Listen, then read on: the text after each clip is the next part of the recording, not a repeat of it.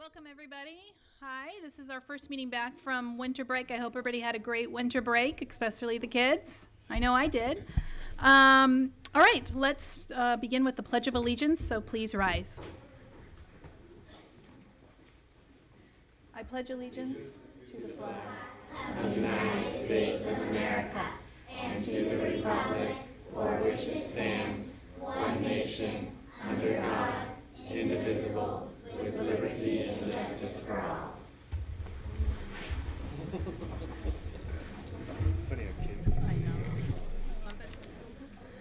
Okay, just some quick, we're going to go into closed session announcements. And before I do that, though, we have Trustee Mack. Greg Mack is on our conference call here, so he is here for the meeting, but he is in another state. But he always makes an effort to make sure he's part of the board meeting in any way that he can. So we have him on, and we'll make sure we get to him for any questions and input. So, all right, so let's go into our closed session announcements from Trustee Scott. Okay, closed session announcements with respect of every item of business to be discussed in closed session pursuant to Government Code 54957.6, conference with labor negotiator, just information only, and public employee performance evaluation, assistant superintendents and principals, just information only. So thank you. Thank you for that. Approval of our agenda, and before I get any motion, I want to change our agenda up a little bit. Under discussion action, I want to take 14C and move it to 14A, and drop down the A and B and move those to BC. So C becomes A becomes B, and B becomes C. I'm prepared to move rearranging the agenda. I second that. Okay, so I have a first by Trustee Nell, a second by Trustee Trustee Cooper. All in favor to approve the agenda? Thanks. Trustee Mack? Trustee Mack, are you aye or rearranging the agenda? I'm aye. Okay, it's a 7-0. Thank you.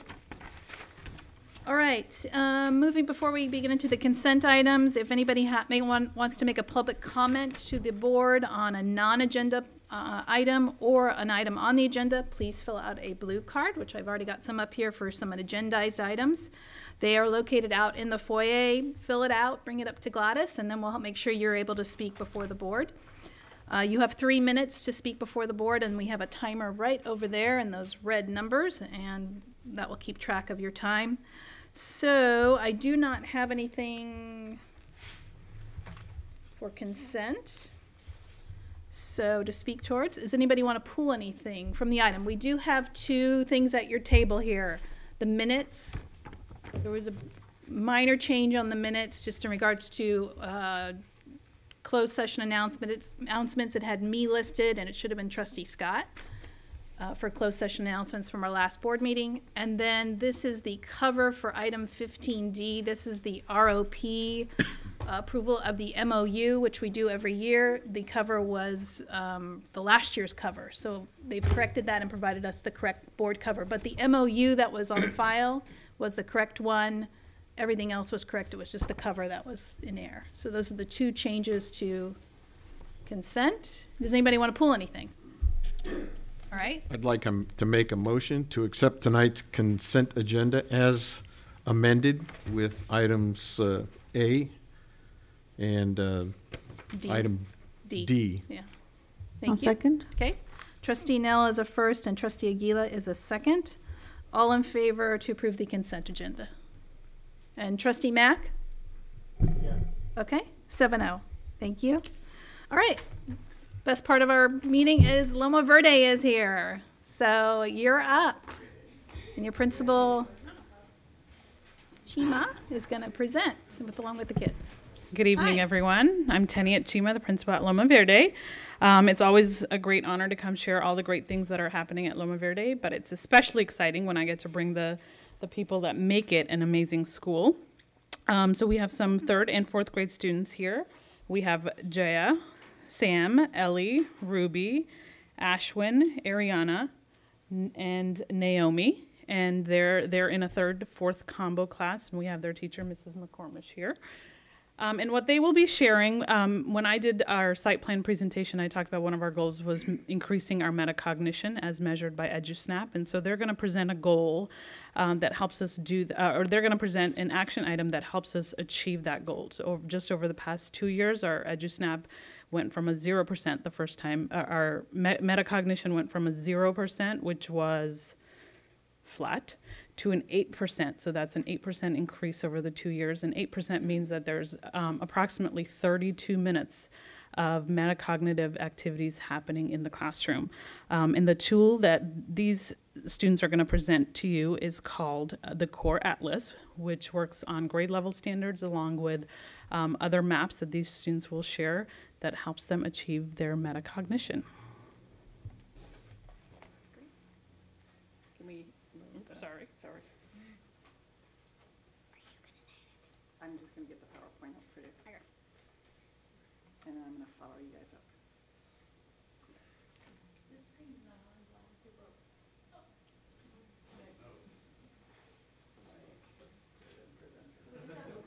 Just have the one screen over here. All right. There we go. Thank you. We're so used to Google now. I don't remember how to use PowerPoint. Hi, my name is Jay Hugand, and I'm in 4th grade. Today we are here to make an argument on why metacognition can help you with your learning. And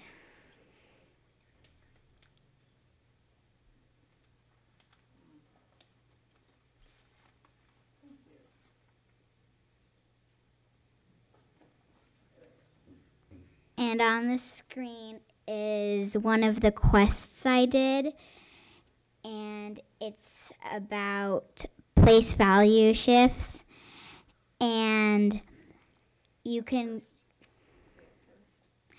at first you can go from not there to on your way to yes, I got it, and you can ask questions, and the teacher can help you with some of the questions you asked. And one of the quests that I did is understand that a place value digit in a place value is 10 times greater than the same digit in the place value to its right. You want to say how you proved it? How I proved it is I know that 60 times 10 is 600 because of the place value shift, so I think I understand place value. Hi, I'm Sam, and I'm in the 4th grade with Miss McCormish. So you may be wondering what metacognition is. Metacognition is thinking about your thinking. So you might know one thing, but metacognition helps you find out your plan and your challenges. So in Core Atlas, there's a very big variety of maps that you can explore. And if there's a map that you want, a specific map you want to explore, you can just simply ask your teacher, and she'll approve of your request, and you can explore that map. Wait, can you tell us what maps are up there right now? So what maps I've explored is Digit, which was one made by our teacher, and then 4th grade master map, which is my main map, and then sustainable development. What is that? Sustainable development goals, and then NUSD, the case for metacognition. Those are the 4 maps that I've explored. The UN is also getting a look at the Sustainable Development Goals. So he's sharing a map that the UN is also looking at.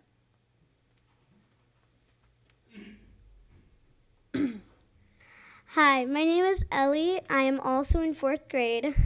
You use metacognition when you reflect and think to make changes to what you have done. When you use metacognition, you can think lots more.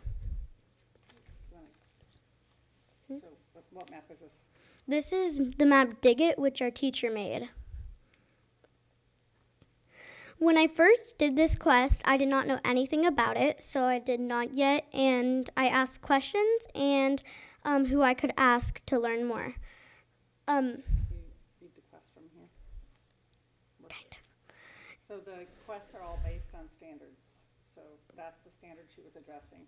Find patterns in ancient rocks and fossils as evidence that the Earth's landscape is changing over time. After I did not yet, I read an I did some research and I went on my way. Then, to learn more, my teacher sent me an email to go to some articles to read about rocks and fossils, so I did that. Then, a few days later, I came back, and I didn't want to do lots of typing, so I just wrote it on a whiteboard and then took a picture of it, and it shows some of my weird faces. Oh no. Hi, my name is Ruby, and I'm in 3rd grade. The teacher can send you emails in your mailbox on the right corner about your quest and different things that you can learn the farther you go. Core Atlas is a fun experience and a journey. And my quest is showing division is an equal group. Hi, my name is Ashwin. I am in 3rd grade. Core Atlas is a program that helps its users learn to read, write, and to use metacognition.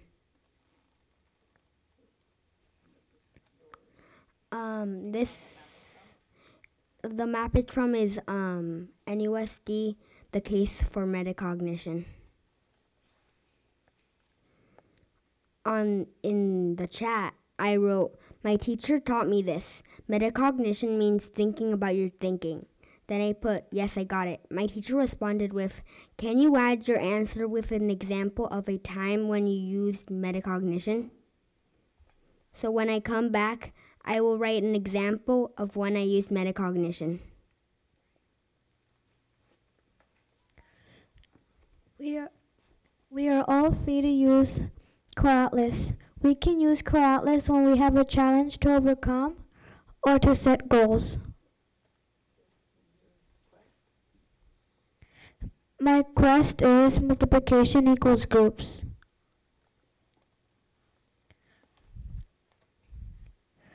So how I figured out that multiplication is like repeated addition is that I added up things and found out how it was in multiplication.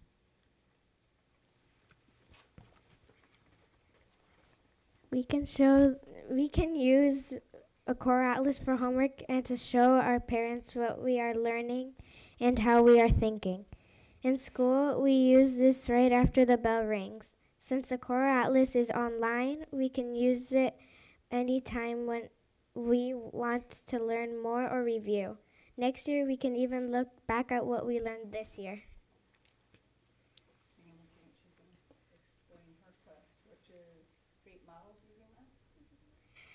So in this quest, what I showed in my picture was how I could multiply 2 and 3, which equals 6.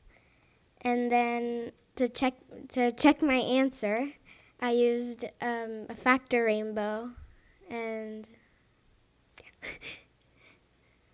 this is mathematical practice number 4, and I'm trying to extend her learning in showing her that how this relates to mathematical.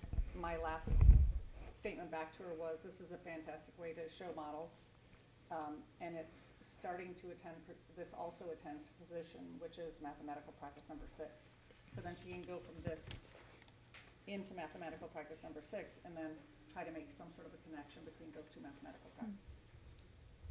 So while we were preparing for this presentation, we had to write a paragraph or two about why we think every school should use Core Atlas. And I wrote for my 2 paragraphs.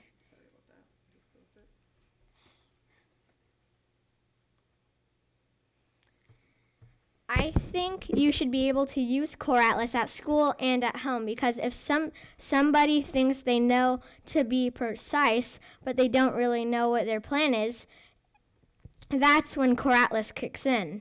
In Core Atlas, you can work on every subject, even sustainable developments. In my opinion, Core Atlas should be an option for all schools to use because everyone is free to think. Thank you, guys. You did a great job. Stay there. Don't sit down yet. Once again, I'm Karen McCormish, and I teach this wonderful 3-4 split, which is an amazing group of kids. They're bold scholars and world leaders. They're going to be world changers. We don't just use this as a metacognitive tool, but they can use this to pace their learning, to go more quickly, as Sam is looking how to create sustainable development and make it the perfect world. They are able to describe metacognition. They do a lot of self-reflection and self-grading, which research shows that high achievers are good at self-grading, and metacognition is very significant. The Core Atlas isn't just for them, although we interact with it a lot. They take about 25 to 30 minutes in the mornings to reflect on what they've learned the day before or progress on their learning, because I do cut them off when they might be in the middle of a quest. I give them a countdown. You have 3 minutes to finish your quest or make a note. They write down on their weekly reflection sheet which quests that they have worked on, so they can return back to them or talk to their parents at home about which quests they are. I use it as a planning tool because it has, in a 3rd grade map, it has all the 3rd grade Common Core aligned standards and kid-friendly language. So it helps me with scope and sequence. In the 4th grade map, same thing, all the 4th grade standards and scope and sequence. And right now, I'm using the beta model of using it to create my own maps. So I did with fossils. I created my own map and put in standards that were appropriate for, I could pull them from the 3rd and the 4th grade standards so that we could both be working on project-based learning together. And we're just getting ready to launch a new project-based learning about the bees. And I'm able to pull from all the different standards, including social studies standards that aren't generally in the Core Atlas, but I can just put them in by creating a quest for them myself. It makes them think. And thinking, your brain is a muscle, and if you don't use it as a muscle, then you're just going to be regurgitating. And then when something high stakes or someone asks them a big question, they won't think that they can solve that problem. So my group is an amazing group of problem solvers because they're learning how to think. It puts learning in their hands. It gives them resources. So when Sam's going ahead and going into this sustainable development world map, there's resources already linked into the different quests. So if he doesn't understand what's one of your things that you looked at so far? What do you mean? No poverty? So if he doesn't understand what no poverty means, he can click on the resources for no poverty, and it'll take him to a few videos or articles about poverty, what poverty is. So he's able to search and learn for himself in new directions. It's a great differentiation tool. If someone tells me they're not there yet, or then I can pull them in a small group right away. The next day I can say, hey, everybody, look at quest 10. I want to know how you feel about it. The next morning I can just look at the kids who placed themselves in not yet and say, okay, let's go over this again. What do you need? How can I take you to the next level? And obviously it's kind of a personalized learning tool. It doesn't get rid of the teacher. I mean, without giving them access to certain maps or making sure that I'm grouping certain standards together in PBL, I have no worries about getting rid of my job, because if they don't get feedback on this, then it's not going to help. But it is starting to help them with feedback. If you have any questions, Paul, can you stand? Paul Borowski is one of the founders of Core Atlas, and the reason why I started using Core Atlas is Paul and one of his co-creators, Sarah Neeson, brought it to me 4 years ago when they were in beta mode in the print model before it was an online tool. And it was this big book. Then it was harder for me to manage because I had to take 32 of those books home because I had a class size of 32 that year. And it was hard for me to give them feedback. This way, I wake up in the morning and I just look at a few quests and then come back in the afternoon and look at a few quests. And it's really easy to respond to the kids. So if you have any questions, Paul's here to answer questions. He also has a cut sheet on what the Core Atlas is about. If you have any questions for the kids, they're here. Okay. Board members, do you have any questions, comments? Is any other school using this? There are a few teachers at NUSD using it. Okay. There's schools on the East Coast in Boston. Paul, you probably can answer this better than I can. Around the country, there are some teachers who take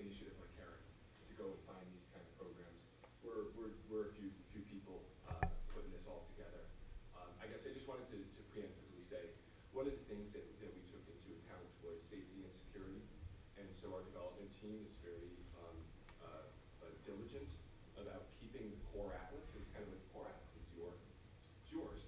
And so we really make sure that the data stays secure in what they did.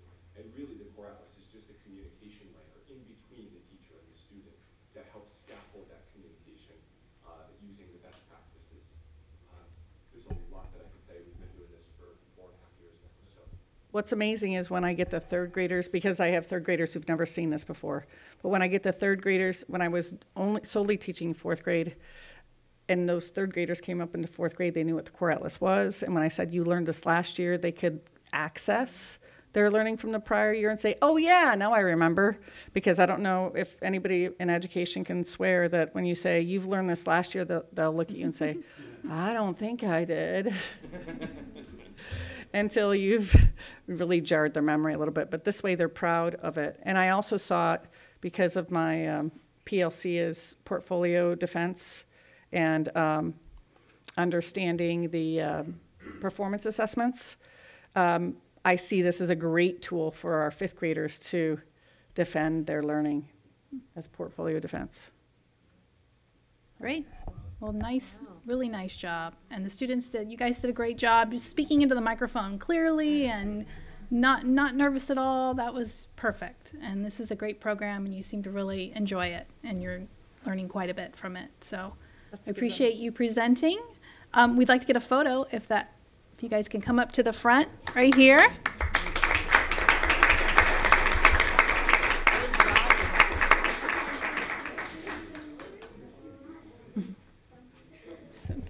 Yeah.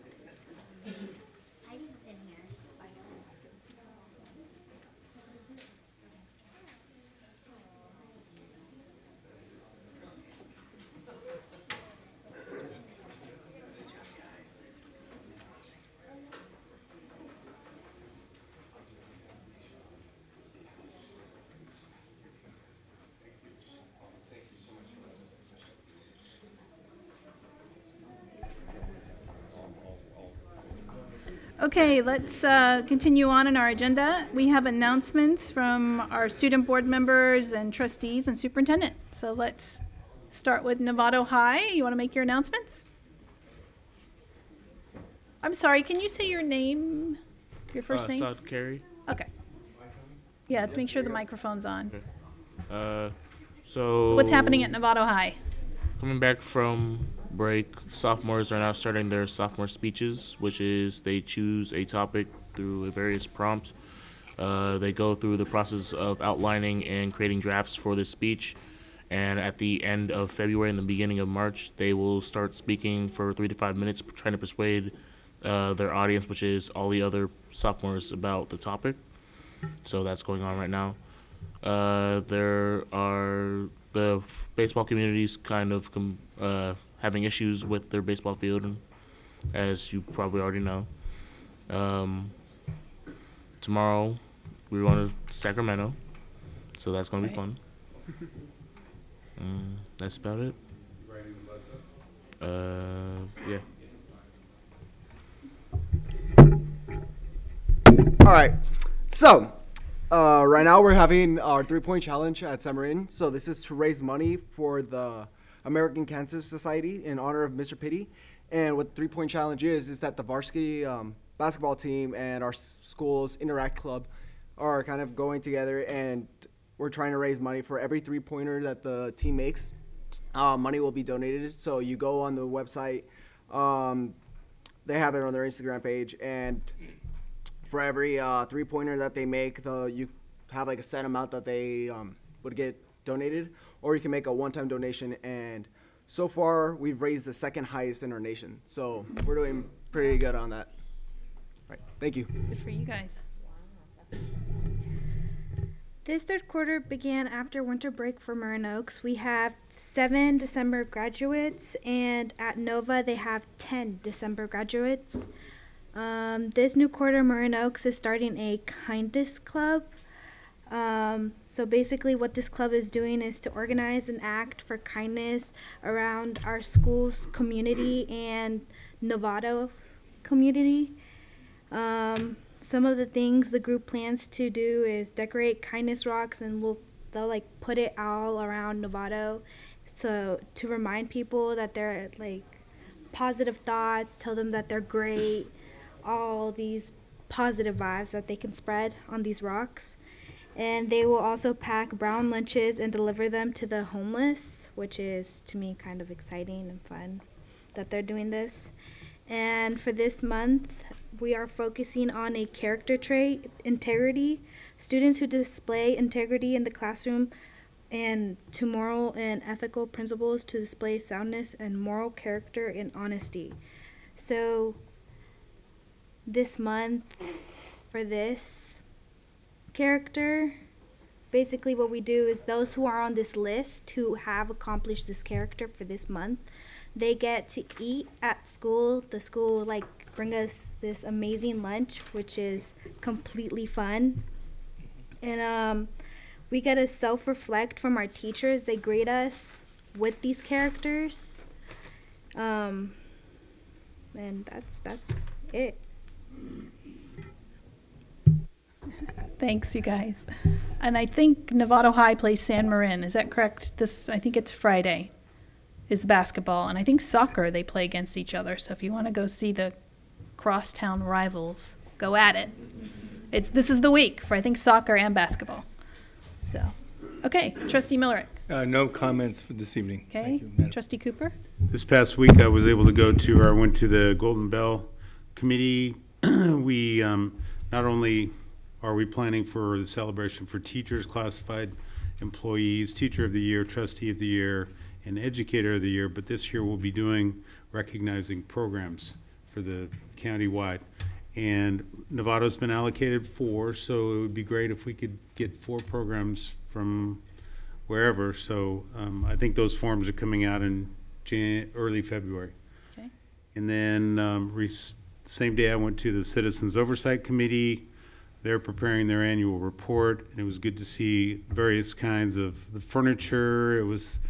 I almost fell off of one, and hopefully you guys all have a chance to go out there, because it's interesting, all the different types of furniture and desks and chairs and everything else. Good. That's it. Okay, Trustee Aguila. Yes, I also attended the Golden Bell Committee, and so that was one of the things. And on Saturday, I was one of the speakers for the Multicultural Committee for Novato, and this is with the Roundtable Committee with this multicultural. And Josh Friday, along with other city council members, were there, and we had a lot of representation. We had some wonderful speakers representing different cultures, and I think it was productive. So Novato's moving forward. Josh Friday did ask questions about NUSD and what we're doing as far as equity, and I was very proud to be able to tell them some of the programs that we're doing and some of the people that we're working with, and so it was very well represented and taken, and so Novato is moving forward with that. Also, the Rotary Human Trafficking event is going to be on February 3rd, and it's going to be at the Marin County Office of Education. And this is the first joint district where 5150 event on this important subject, in which the Rotary International is taking a strong interest, and many Rotary clubs are getting educated on sex trafficking, and this event is also open for the community, so anyone's welcome to attend. It's going to be wonderful speakers as well. And today I helped to pack some boxes over at the Beyond Differences, and these boxes are full of materials for anti-bullying, Be Kind materials and curriculum that will be going through different schools. I'm proud to say that they spoke highly of you, Jim, and saying that we are very open to beyond differences, and they have new programs coming up, and excited to come forward and sharing those with us. And so just moving forward throughout the United States, and so that's something to look forward to. So thank you. I was very proud. Thank you. Trustee Nell, or Trustee Mack. Really quick, I went to the Safe Route to School committee meeting last week, and Jim, I'll follow up with you on this. They're looking for us to work with the various campuses to put together coordinators for carpools. Apparently, that effort's kind of fallen off a little bit, and they want to re-energize it. Some campuses are very much all over it, like San Jose, but other ones, they're just not getting the participation. So let's see if we can brainstorm on that, see if we can get that going. The only other thing I'd report is I was out at Nevada High last weekend meeting with the athletic director to walk the softball field, and as a lot of you know, we practically fell into a sinkhole out there about, 10 feet wide by about 9 feet deep, right in the middle of left field. Needless to say, it was a bit surprising. But anyway, I'm sure we'll talk about that later. Trustee Nell. Yeah, I've got a few announcements as your representative to the Joint Legislative Action Committee for the Marin County School Board Association. As previously mentioned, we're going to make our annual sojourn up to Sacramento to discuss the budget. It's budget time, as you know. The governor has released his proposals. And we're intending to go up with a list of priorities, what I think has been shared with most of you by email. And we're bringing up our student representatives, not only from Novato high schools, but from other districts in the county as well. So we look forward to going up with you guys tomorrow. In addition to JLAC, the County School Board Association is hosting the annual review of the budget, which is being done this year by the Fiscal Crisis Management Team Executive Director. I'll have to excuse me, I forgot his name. It was Joe Montero for years. He's recently retired, and so the new head of that organization is going to be presenting on January 29th. And though we're not suffering a fiscal crisis where we need management team support, it's an organization that does help school districts and county districts navigate the budgetary waters.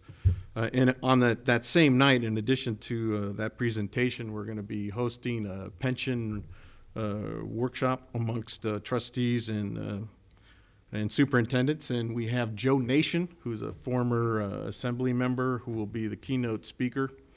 And Joe is an economist and recently put out a report at Stanford University with regard to the unfunded pension liability. That's a statewide issue here in California. So we'll be discussing that from the objective perspective that Stanford University has to bring us. So we'll have some question and answers. And for those of you who'd like to attend, you're welcome. It's a very exciting subject, but a very serious situation. And we'll be hearing about the impact and the encroachment that the ever-increasing amounts that are needed to cover this liability, as they go up, how much our local governments and statewide governments aren't able to do other things. So that's what the workshop will be. When and where the workshop? It's January 29th at the Marin County Office of Education in Terra Linda, Las Colinas Avenue. Right. It's 3 to 4 and then 4 to 6 for the. Basically you're there in the afternoon. Basically, some of us are going to be there a long time, and we're serving dinner for the pension workshop. Great. That's a Thank report. you. Sure. Thank you for announcing all that. Trustee Scott. So this weekend, I also made a site visit over to Novato High to look at the sinkhole, and I just want to thank staff because when I got there, it was all covered up. So I just want to thank staff for doing that. I appreciate that you've taken any danger. It could have been a dangerous situation, and I appreciate you guys getting out there relatively quickly and putting a cover over it. So thank you. I just attended North Marin Council PTA meeting last Friday and the Gate Leadership Team meeting today, actually, before we came to our board meeting. So, Superintendent Huggable. Thank you, President Butler. So you may or may not have noticed that we have a new logo up here, Engage, Inspire, and Empower Our Students. We spent about the last year getting input about a new mission, vision, and values, and that's part of our new mission statement and a new logo. So we're excited to see that up there. I'm sure you all noticed that, but I just wanted to bring that to your attention. Last week was the Heart of Marin Awards, which honored volunteers, and we had 2 students from Novato High School among about the 20 that were nominated, so that was pretty exciting.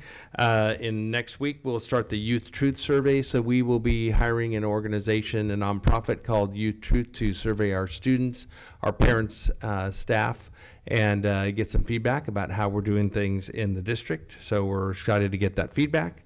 And then finally, we have a couple students who placed in our Marin County Elementary Spelling Bee Championship, and I think they're here. At least I know one of them's here. So this is congratulations. And so Diego Seligman Tovar, are you here?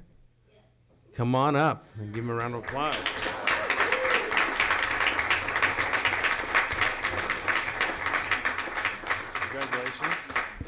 So he placed 3rd in the Marin County Elementary Spelling Bee Championship. Do you want to tell us a little bit about it and how it went?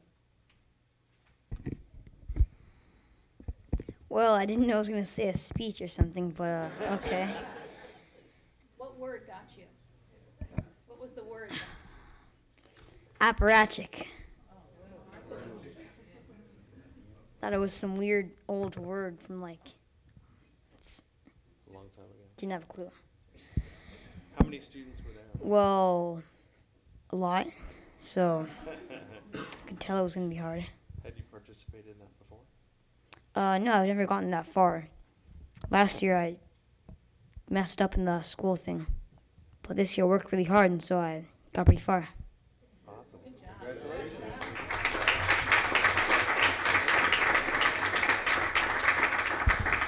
And for placing 4th in the Marin County Elementary Spelling Bee is Reagan McGinnis.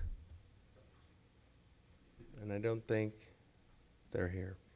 We'll get your photo right here. Oh, I get to get it too. You know, let's do it here so we have Engage, Inspire, Empower. All right. Right in the middle. And the family wants a picture too. That's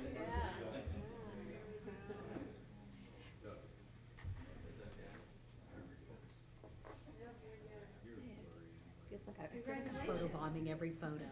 I don't want to be a photo bomber.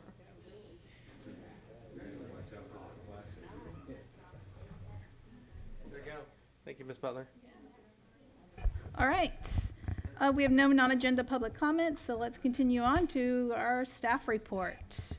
This is the Novato High School second turf athletic field options. And just a reminder to the board and the public, this is a staff report, so the board will not be making any decisions on this. And I will turn it over to Yancy.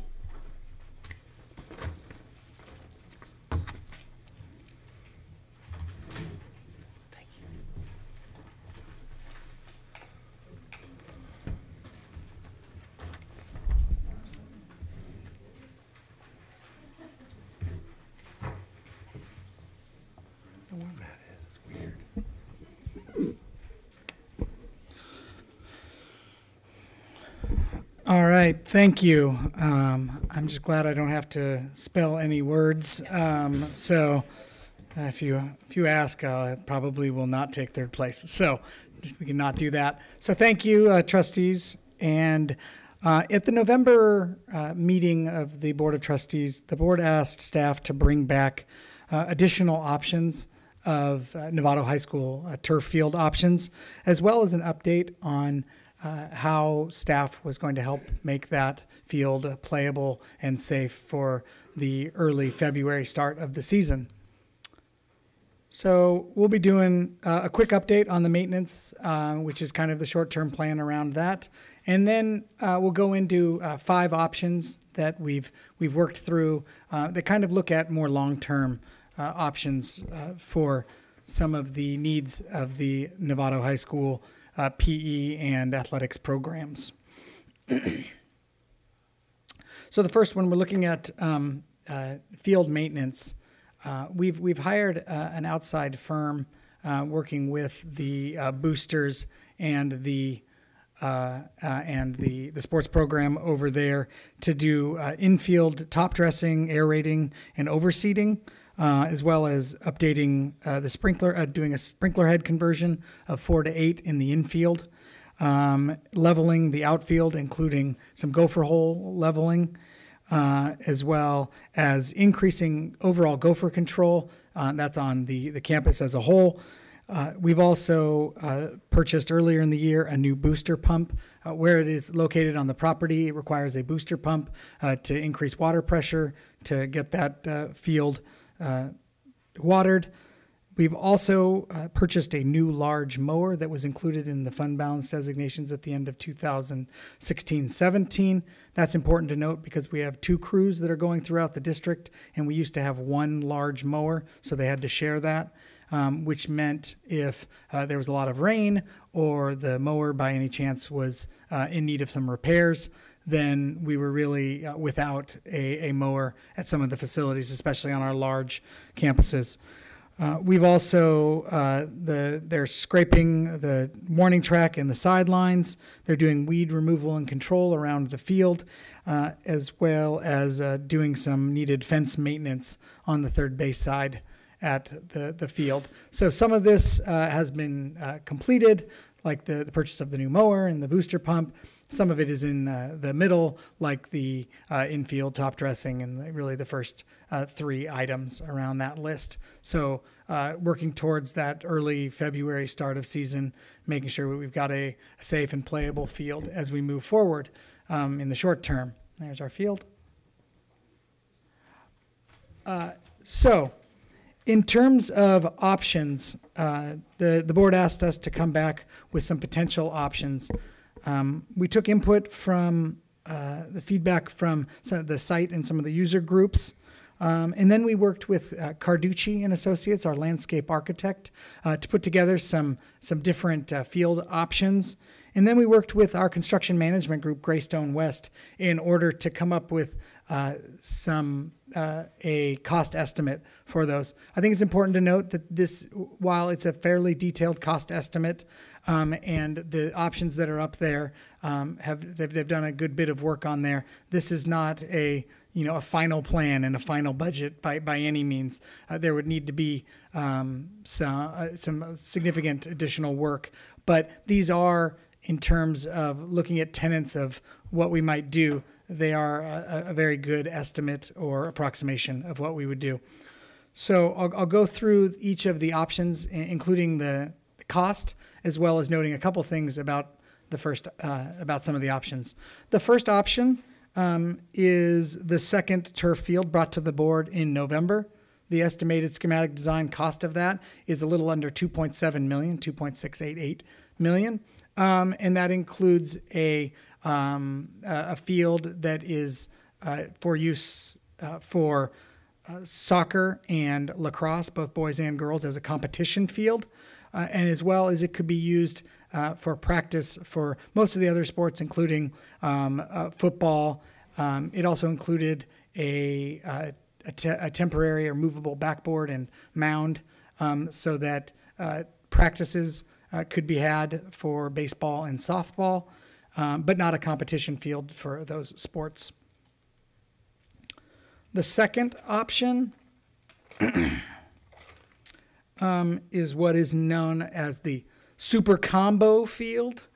And what this is, it is a baseball and a softball synthetic turf field with a competition field for soccer and lacrosse that's across really the outfields of those. And so this can be used either as a competition baseball and competition softball field, or a competition lacrosse or soccer field or practice field. It's important to note, though, it can't be done, they can't be used as both at the same time, obviously, because you need the space either in the outfields or on the competition field. One note on this field is that it uses a portable fencing wherever it's included in the in the second turf lacrosse soccer field. And so while that is portable and that is changeable, that isn't something that really can be changed on a day-to-day or really even week-to-week basis. It does take a good amount of work for that. One note on this field. So the total cost estimate is about $5.7 million, just under. One thing to note on this field is that the principal of the site, as well as the sports boosters, had significant concerns around the need for a competition field in the spring, which would make this more difficult. There would be the potential option of moving this, of keeping both the softball and the baseball field and moving it over. As you can see, it's sitting where the baseball field is. But then that would, again, it would have the same option of that you would still need your softball and your baseball field as primary fields. The third option is having the second turf field that was brought in November, as well as adding the turfing of the baseball and the softball field. That estimate was about $6.1 million. Option 4 was having the second turf field and then moving the softball field in line to have all of your fields combined, basically. And the cost of that is estimated at about $8.2 million. The largest driver in the increased cost there is the additional grading, site work, and drainage that is needed to move all of your fields there. You do have more flexibility, though, with other projects. As the board knows, we are adding a STEM center and a performing arts center, which flexibility could be valuable at. But at $2.1 million, there would be a significant cost to that flexibility. The last option was an option that was come up with as what was hoped to be maybe a lower cost alternative. And this one was adding the secondary turf field and turfing the infield of the baseball field and then moving in the fences. And so the hope there was you get some safety concerns taken out of place by having a turf infield and not having to spend a lot of time doing maintenance of the infield, as well as moving the fences in and increasing the size, which would reduce the amount of space out in the outfield for maintenance. So that was hoped to be a low-cost alternative. Unfortunately, when everything was taken into place and you had to regrade and update everything for ADA, there really wasn't, it didn't turn out to be a low-cost alternative, but that was brought up, so we wanted to bring that there. So one of the takeaways, at least, is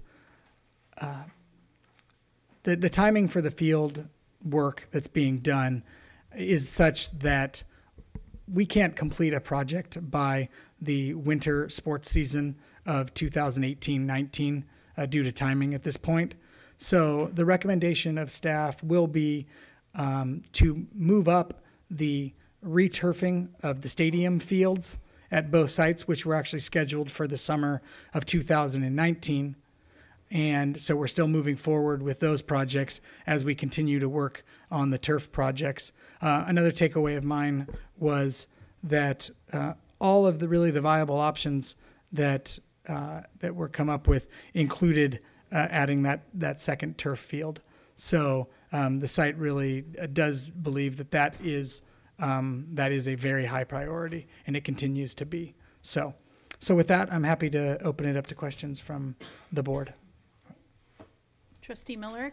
Just to frame this conversation, we saw pictures of Novato High, but my understanding is this whole thing is a strategy to serve both campuses. So your budget numbers are for Novato High only. So do we double them, or what's your rule of thumb for reflecting on the San Marin? And second question, then I'll let you respond. In some I see we're turfing the baseball field, but not the softball field. And is that consistent with the direction we want to take relative to Title IX? Isn't it either both or neither? Those are my two. So thank you. On the first question, yeah, I think it's important to note that San Marin High School will has some similar needs in terms of their fields, and so any increase in cost or additional work that we're going to do, you really have to double it. So if you're looking at option 3, which is turfing all 3 of the fields where they sit, the cost is approximately $6.1 million, which is about $3.5 million more than the option that was brought to the board in November around the secondary turf field. So if you looked at moving to that option at both schools, which would be the likely need with both equity issues across the district as well as potential Title IX issues, you're looking at about $7 million in terms of increased cost. And to kind of put that into perspective, no, $7 million total of increased cost, which kind of to put in perspective for our bond is the cost of most of our elementary sites that you know, that's about average of what we've budgeted to put into each elementary site. So to kind of put it into perspective. So you said $6 million increase for a total budget of 12 million, or I'm confused between increase and total. That's, I think.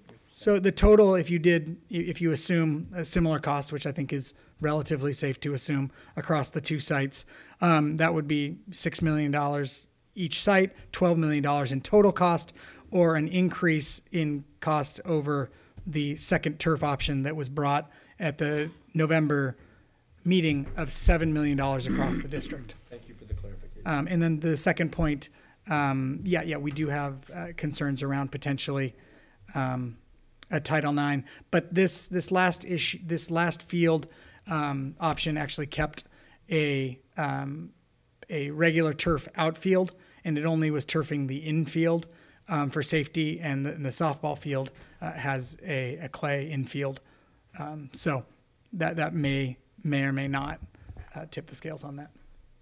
Trustee Cooper. Nancy, my questions, thank you for the presentation. My questions revolve at this point around, I think your third slide, the field maintenance. Mm-hmm. Can you talk a little bit about, so all of this work has been completed? It's either so the first 3 has just started over the last weekend. The work by the outside contractor. The increased gopher control has started, but that's a long-term project, right, and district-wide. The new booster pump has been purchased. The new large mower has been purchased. I'd have to ask staff as the booster pump's installed and the mower's released. Okay. So booster pump, good to go. And then the scraping of the warning track and the weed removal around the field and fencing is in line to be completed before the season starts, and the maintenance of the third baseline fence has already been completed. So is it staff's thought, or at this point, is it your thought that this will be ongoing until another solution is come to? Is that kind of the thinking of staff right now? So a lot of these, a lot of the, so large mower and booster pump, so a lot of those are fixed, included. Okay. Part of this is getting the field in a condition to be maintained. So it's important that it gets to that. So the infield sprinkler head conversion, some of those other things, that's work that is to be maintained.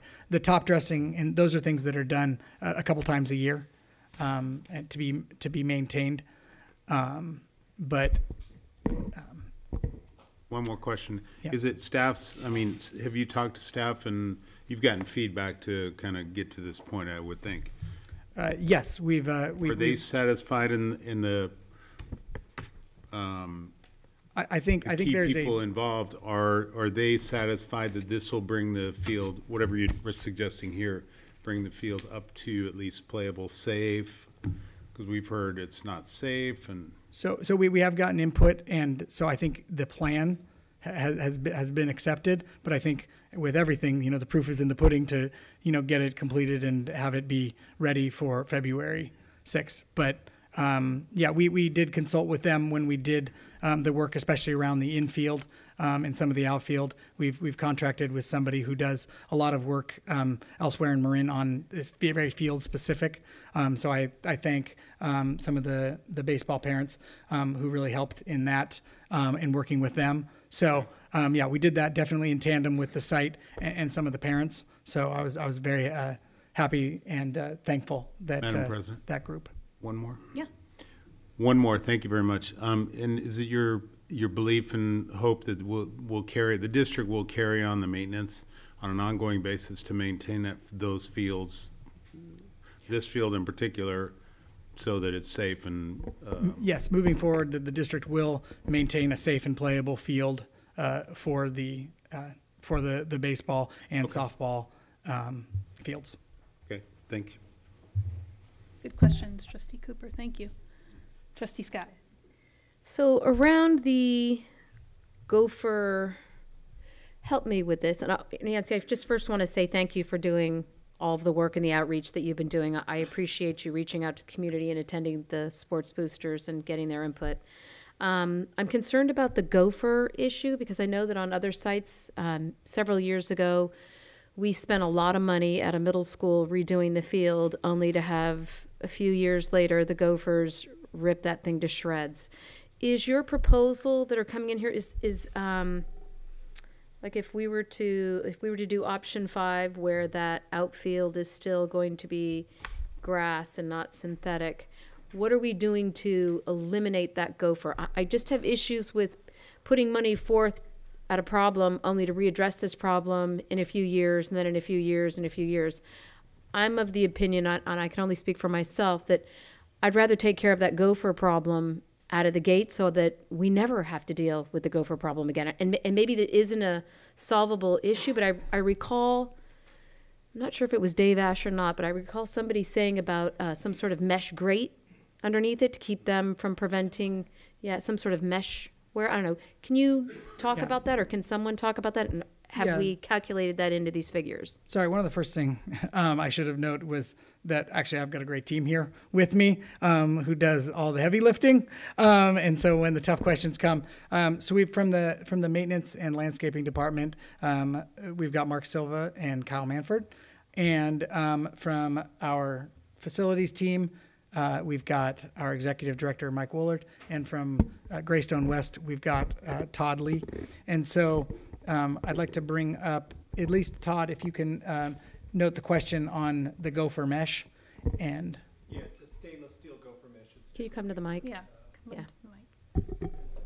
It's a stainless steel wire mesh that typically goes in below a sod field, and it will do a pretty good job for an indefinite term. Usually it's good for 8 to 10 years, and then it starts to break down, which is part of the reason that folks have gone to the artificial turf fields more. But the numbers that I've got in for the infield include what's called a slit sand drainage field, which improves the drainage and improves the longevity of the field, new irrigation, new drainage around the field, the gopher mesh, and new sod.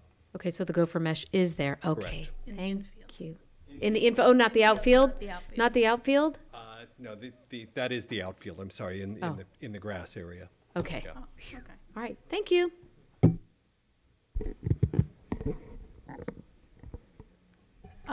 Trustee Nell, do you have a question? And then we'll go to Trustee Mack. You'll be after Trustee Nell.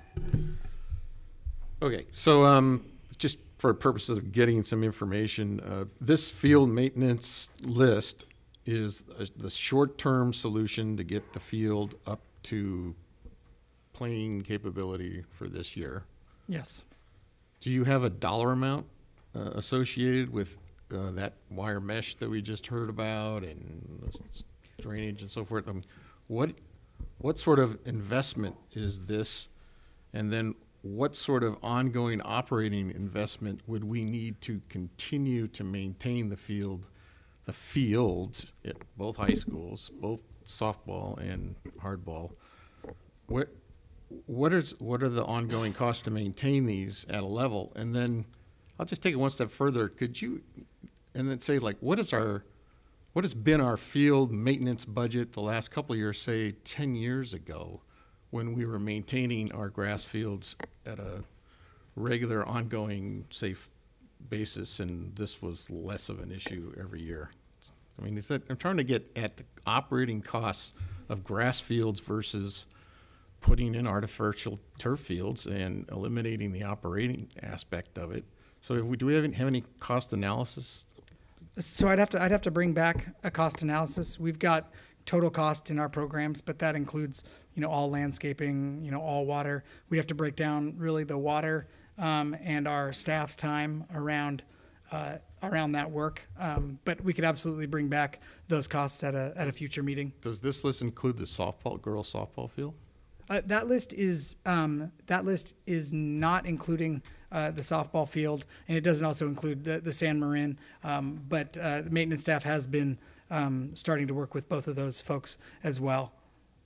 Okay. Well, I just think that it's going to be important that we're essentially trying to consider a capital investment that's going to provide facilities that are proven to be needed. I mean, I don't really want to get into the co-curricular, the value of these programs, but from a fiscal standpoint, it's very difficult to make this kind of decision without really seeing what it's going to take to keep these fields up and running and safe.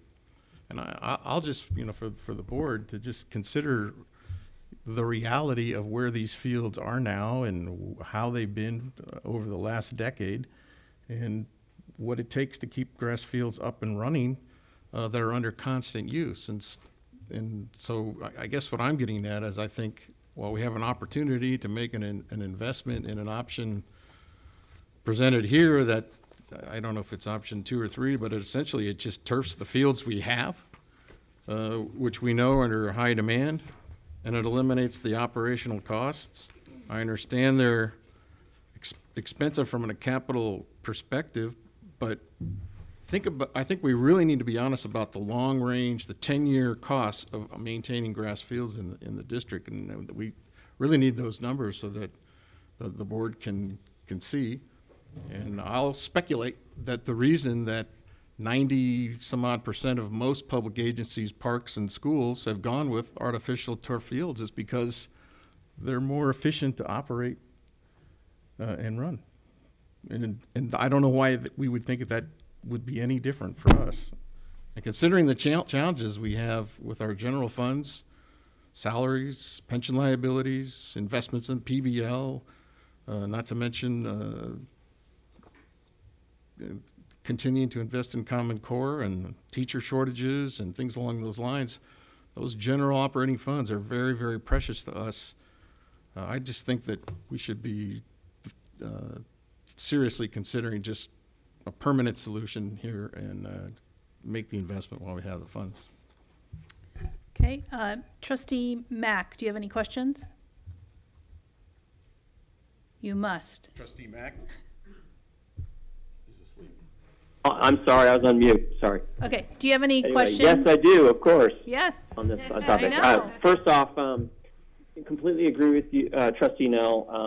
Very good points. I have the same points, but let me first just break it into 2 pieces. One, the immediate issues.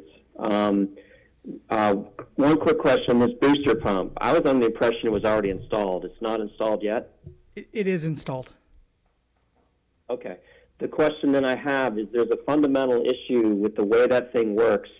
In order to water down the dust on the infield before a game, which is if you go to a Giants game, they do it 2 or 3 times a game, you need to have a hose to turn on to water down the field. And the problem is that pump does not turn on when you use that hose bib. It only turns on when the sprinkler system's turned on. Has that been addressed yet? Should create the pressure. Yeah, can you come to the mic? Because he can't hear you. All right. Nobody can hear you. And we can take that offline. I just want to see because I got other stuff to cover. But if we can take that offline if you want, Yancy. That's fine. I just want to make sure that's get covered. Yeah, let's let Kyle answer. Okay. Yes. Okay. This is Kyle. That booster pump will kick on when you water the infield. So it doesn't. Wonderful. It'll kick on whenever the water needs are demanded from it. So it will fire up. Great. Yeah. And just so the board knows, that hasn't happened for 2 years. It's been rock hard concrete for 2 years. That's great to hear. The next question for just the immediate term is February 5th really realistic? I mean, there's a lot of work to be done, and there's a whole lot of materials need to get out there. And when I was out there Sunday, the materials still weren't there. In fact, I heard some of the materials were not the right ones. So do you guys think that February 5th is realistic? Weather permitting, we believe that February 5th is a realistic date. We can't control the weather, but we do consider February 5th a realistic date. Okay. Right. There you go, Derek. Shifting gears to softball. Obviously, they got a major problem. Are we realistically going to have a solution for them by February 5th, or do we need to look at something else? So obviously, we're just getting in. I'd like to ask Mark Silva to come up and just do a quick update. Obviously, we're in the investigation phase at this point, so I don't want to give an answer for February 5th, but I'll let Mark give an update. Hi, Greg, and trustees. Today we had a geotechnical expert out there from Miller Pacific. We are going to do an investigation, find out if the line is disrupted in any place, because that could be a possible problem there. So he's presenting us a proposal probably right now. At some point, it's probably in our email, and we'll get him out there ASAP, and we'll camera the line. It's a groundwater line basically, and it goes from the back of the gym all the way across the softball field, all the way to the corner of the parking lot at grounds. And it's probably about a 30-inch line. It's a big line. It's really deep, and so. And 100 years old. And it's old. Yeah. Runoff water? Runoff water, yeah. Groundwater. Stormwater. Stormwater, yeah. And so once we camera it, we'll know what direction we're going to need to go in. It's the same age as the campus? Oh, I have a feeling, yeah, it was. Yeah. No, same age as the campus. The lower, I mean, what's below is the top has been, repaved, and, the grates have been changed. But, yeah, it's right behind the gym is where it starts, and it's been there a long time. So we'll find out. Is that connected to the other hole that popped up by the trash bins I heard about? I guess there's yeah, another it's right in line sinkhole with that. Filled. It's right in line with that, Greg. Okay. Yeah. All right. And that was, last year? It's my understanding, in talking to some of the softball folks who've been there a long time, that the field is in the same spot it was when the campus opened. So it's been there a long time. Yeah. So, okay. Well, obviously a lot to do there. We'll get to that. Longer term, so in terms of the options, it's clear to me that whatever we do, we need to renovate both fields and pick your poison. And anecdotally, it sounds to me, and maybe Mike can chime in on this, that the cost, the one-time cost of renovating a field, whether it's turf or grass, is about the same after you factor in irrigation systems, grading, all that stuff, ADA, et cetera, and that's kind of borne out in that one option that turned out to be a heck of a lot more expensive than we expected. So it seems to me that the cost, no matter which option we go with, is about the same. And then also, in getting to Derek's point, over 10 years, the operating cost is probably about the same. When you factor in all the operating costs of the grass field, labor, water, gopher control, all that stuff, that probably adds up to, over 10 years, about the same cost of a $1.3 million re-rug that we're about to look at for Marin. So it seems to me that in the end, the cost, we have yet to bear this out, but the cost sounds to me like it's going to be about the same. And in the end, the real consideration is usability. And to Derek's point, there's a vast difference in usability between turf and grass. That's where I'm at right now, at least. But I do agree with Derek. We really need to understand the operating costs: water, mowing, fertilizing, reseeding, aerating, infield leveling and grading, irrigation maintenance, mound and batter's box rebuilds, gopher control, and I'm sure there's more. Yeah, well, that's all labor. Yeah, absolutely. So, and I don't think we've quantified that, and we can. There's probably some standard websites out there that can tell us all about it, but I think we need to go down that path to understand it and make an informed decision. So that's where my head's at right now. I'm looking at these things as being about the same, and in the end, all I care about, I could go either way, to be honest, but we need to have both fields completely renovated, and that sinkhole is screaming for it. So anyway, thank you. We have several comment cards, so can you guys wait? Yeah. Just say because Greg Mack wasn't here to see, I think our Greystone representative could give us a little bit more on the real cost of renovation, whether you go with grass or artificial turf, that it is close, I think. Find out. That's the question I'd like to know. So that's why I wanted someone Okay. who would know to say something, because I'd Hold like to on, get it hold on. clarified. That was my goal. Okay. Trustee Miller, that was my goal. So Grass versus turf. Natural grass versus artificial turf typically on a field is about a $250,000 to $300,000 delta, so it is not a significant amount of money. The place that you really pick up the value in the artificial turf field is you get double the play hours that you do out of a natural grass field. In order to maintain a natural grass field, the landscape architects recommend that you rest it 3 months out of the year. It doesn't have to be 3 months continuous, but you can't play on it year-round and expect it to stay in shape. The preliminaries are all the same. When you go to renovate the field, you have to regrade, establish your grades, new drainage, new irrigation. To do a proper natural grass field, it's a significant drainage system, so the key is getting the water off of it in the wintertime so it doesn't become a muddy mess.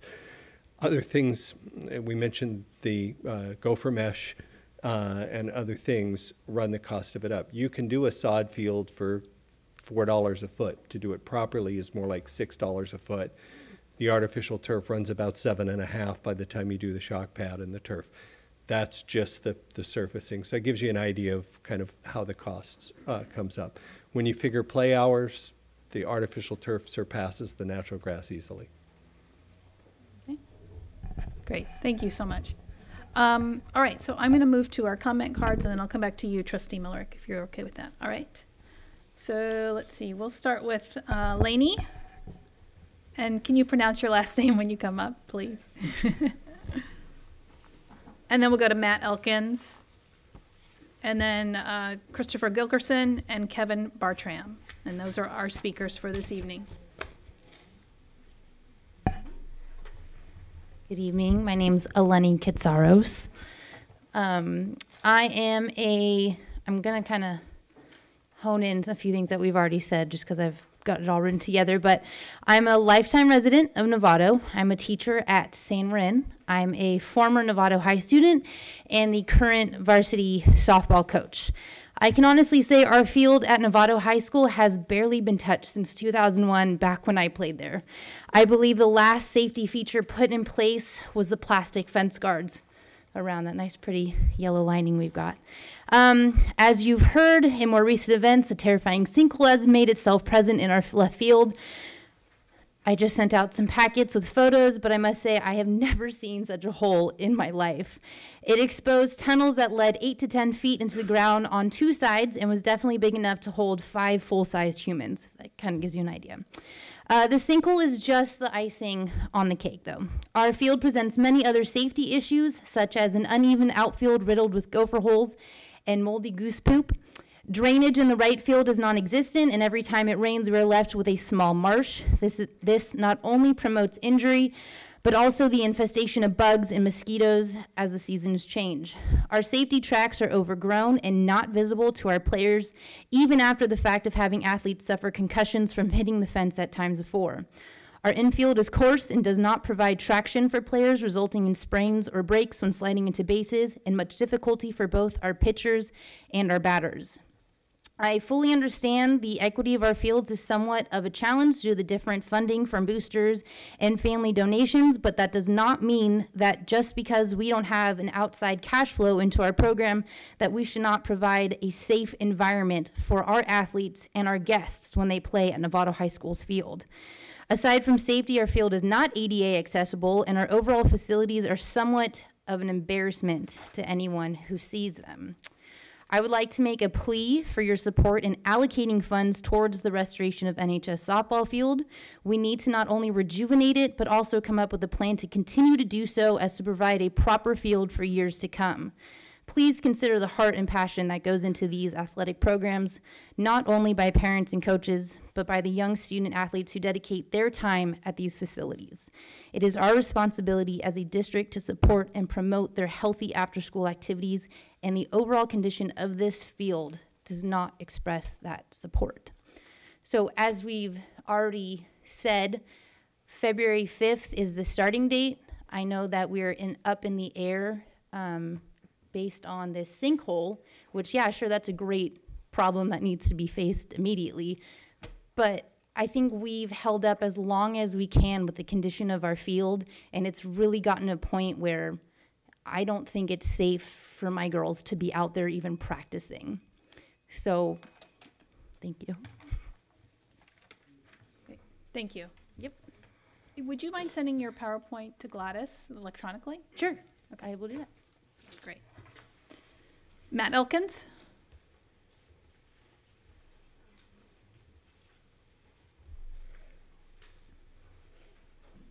Sinkholes and gophers. I think it's a giant gopher, actually, that's causing the sinkhole. I think. Yeah, no doubt. Get Macquarie on that one. So first, thank you all for the incredible amount of time and effort you and staff have, all of you have given to this project. Given its relative anonymity until 7 or 8 months ago, the board, Yancey, and his staff have responded to not only the big picture possibilities of the facilities, but to the acute emergent problems of the current baseball field, and probably next, the softball field. Thanks to amazing collaboration, decisive decision-making, the baseball field should be ready for the 2018 season. And as usual, many of us parents will help where we can as an adjunct to the hired hands now working on the field. As for the business at hand, considering the options for the fields as presented by Yancey, my only recommendation is that you choose a design that long-term allows as many sports as possible to be played simultaneously and during the off-season. Also, given the need for athletic spaces and the market's willingness to pay for them, truly separated fields should be at the top of the list for your consideration. As for rehabbing the existing baseball and softball fields, not everyone likes synthetic turf. Some prefer old school traditional grass. That's very understandable. But given the immense challenges of committing long-term resources in the form of operating budget and personnel to maintaining grass, it does not seem prudent. And the gopher problem that comes with it, it's endless. For old school enthusiasts, going turf in the outfield and natural grass dirt in the infield may be a reasonable compromise, but good turf fields, synthetic turf fields, drain and more quickly, which can lead to a game being played rather than canceled. I've seen this at Marin Catholic, where we had a swamp and we played 2 hours after it rained there. It makes a big difference. Either way, you're very close to making a grand gesture to the future of athletics at Novato High School, and I thank you for that. Thank you. Thanks, Matt. Christopher Gilkerson, and then we'll wrap up with Kevin Bartram.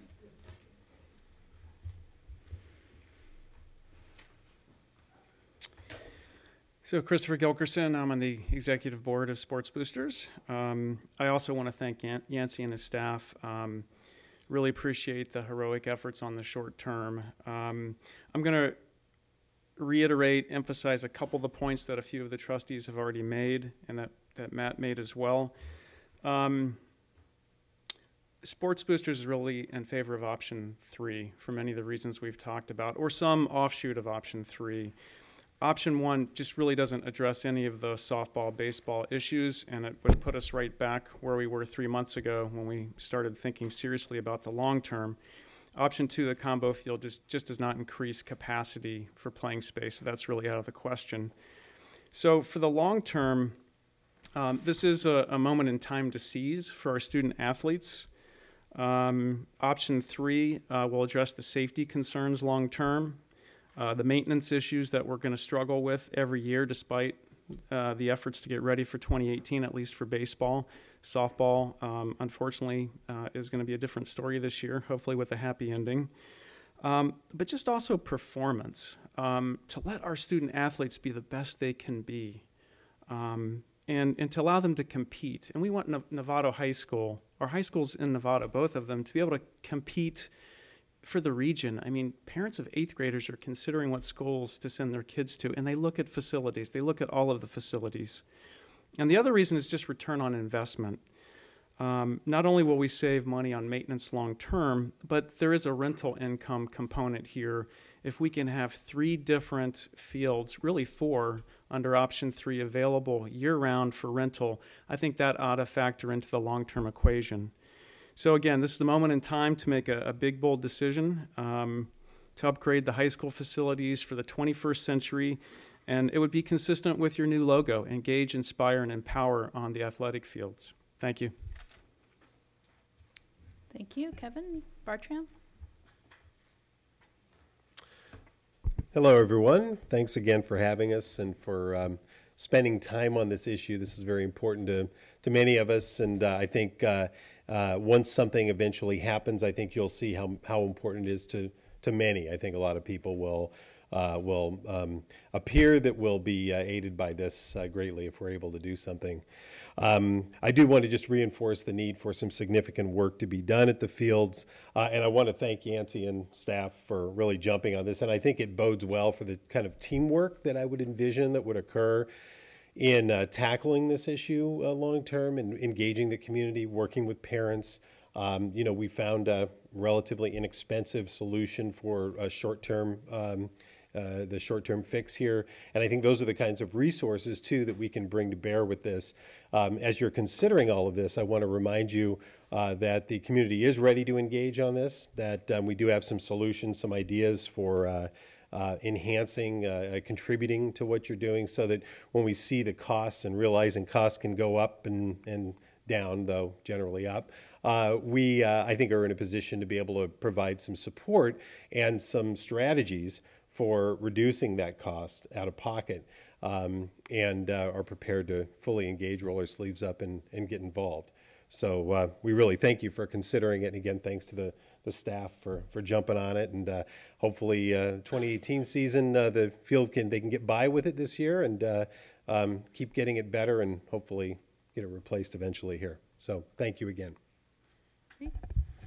Thank you. All right, so let's bring it back to the board. Trustee Millerick, you had a question, and we'll do another little round of questions. We'll move on. So the schools basically belong to the community, but it's also true that the payments on the bond debt belongs to every homeowner in this town as well. And the balance between how those equations work, who pays for it, and how well we're served is our job. And we need to do and as thorough a job as we possibly can and look at every alternative. To me, for sake of conversation, I'm looking at 2 pages. Option 1, which is just the second lacrosse soccer field, and then the second one is option 3, as has been suggested, that we really get full 3 playing fields, not overlap them and forego that benefit. The difference in cost for Novato only is like $3 million compared to $6 million. So, but what option 1 does not consider, this was a capital budget you presented to us, and you covered all that, but in the conversation we've had today is, well, you need, in order to make the field usable, we need to either make some short-term solutions like outfield mesh, better sprinklers, a better pump, higher maintenance cost. So I think as we go forward, we have to be thinking about that. But we've begun the process. Your team sitting here has begun the process of taking those remedial steps in the turf, in the grass field settings, and trying to figure out how to do them as cost effectively as possible. So I think that activity, no matter where we do in the short run, that's what we need to be continue to do, is to make those fields as economically playable as we possibly can. And that's where we've been for the last, I don't know, since 1955 when Novato High was built. When that field was first laid down, that's where we've been. We were able to make it work then. We should be able to make it work another year or two. I'm interested in the question that Trustee Nell raised, which is a real cost analysis comparison between the cost of running a turf field and the cost of running a grass field in today's economy, because I think it's likely the answer is different today than it was 20 years ago. Costs have changed, materials have changed, methods have changed. But I want numbers, not what some engineer estimates or what some trustee guesses. I would like to have our staff, as a formal exercise, figure out those costs. And then we'd have real numbers to compare with. Having those choices, I'm down now to the discussion of, well, do you have CapEx dollars to spend or do you have OpEx dollars to spend? And, you know, all of us have driven a car with more miles on it than we wanted to because we couldn't afford to buy a new car. So there's times when OpEx is what you got, not CapEx. And in this case, we have a public bond to the tune of $233 million that people are paying for on their payroll tax, on their property tax. But we've got that much money committed to projects and more. And we're discovering the cost of construction is going up. That money is not going to cover the range of projects that we talked to the community about. So there isn't extra money in the CapEx side, and there's not extra money on the OpEx side. As Trustee Nell knows, we're going through an exercise to lower our operating costs of this district. So there isn't the, it's expensive here, so it's free over there model. We have to look at both sides very carefully, and we have to do this based on data and analysis, not based on how many people you can put in the boardroom. We need to have the analysis done, and if it takes us an extra year or two, we need to do that. And if the community participates, as they have done in the lights at San Marin, that kind of argument that's come forward, and there's feet on the street kind of support, that will make a difference in the outcome. But you can't just say, oh, look at this, man. They got an extra $3 million here for Novato High and an extra $3 million for San Marin. Like it's take it out of the elementary school project and fund high school fields instead. We have to be much more serious about it than that. And this conversation needs to occur, but it needs to occur with as real data as we possibly can get. So I think we're nowhere near a decision. I think you've done a great job in bringing more facts together. But I think what comes out of this is as a list of more information that we need, more support from the community and what's willing to come forward, how we're going to build our athletic programs. And we know 2 years ago we were told we had to have a soccer field because we're going to play soccer in the dead of winter. MCAL told us we had to, and we haven't even met that need. So we're 2 years behind the need for those sports, let alone baseball or softball. And so I think this has been a great exercise, but I want more facts. And I want to slow down and make sure we get this right, because we're not going to be able to spend any of these dollars twice. When we spend them right, wrong, or indifferent, it's going to be on somebody's mortgage for the next 30 years paying back our good decision or our mistake. So I want to be careful. Okay, yes. Any further comments, discussion? Trustee Nell. Actually, school board members, do you have any comments? Okay, thanks. Trustee Nell. Just a kind of a, I agree with what Trustee Millick is saying. I mean, we really need to have these numbers in front of us. And I was serious when I said, 10, 15 years ago, how many guys did we have on our groundskeeping crew? What was the budget back then? And I think you're going to see the reason that we have sinkholes and the problems we have is because we have been forced to spend our operating dollars in other areas. And I recognize there's potential for sacrifice on the end of this particular bond because we couldn't get it all done. But I'm making sort of the argument that it's regrettable, but we really should do the best job we can up front.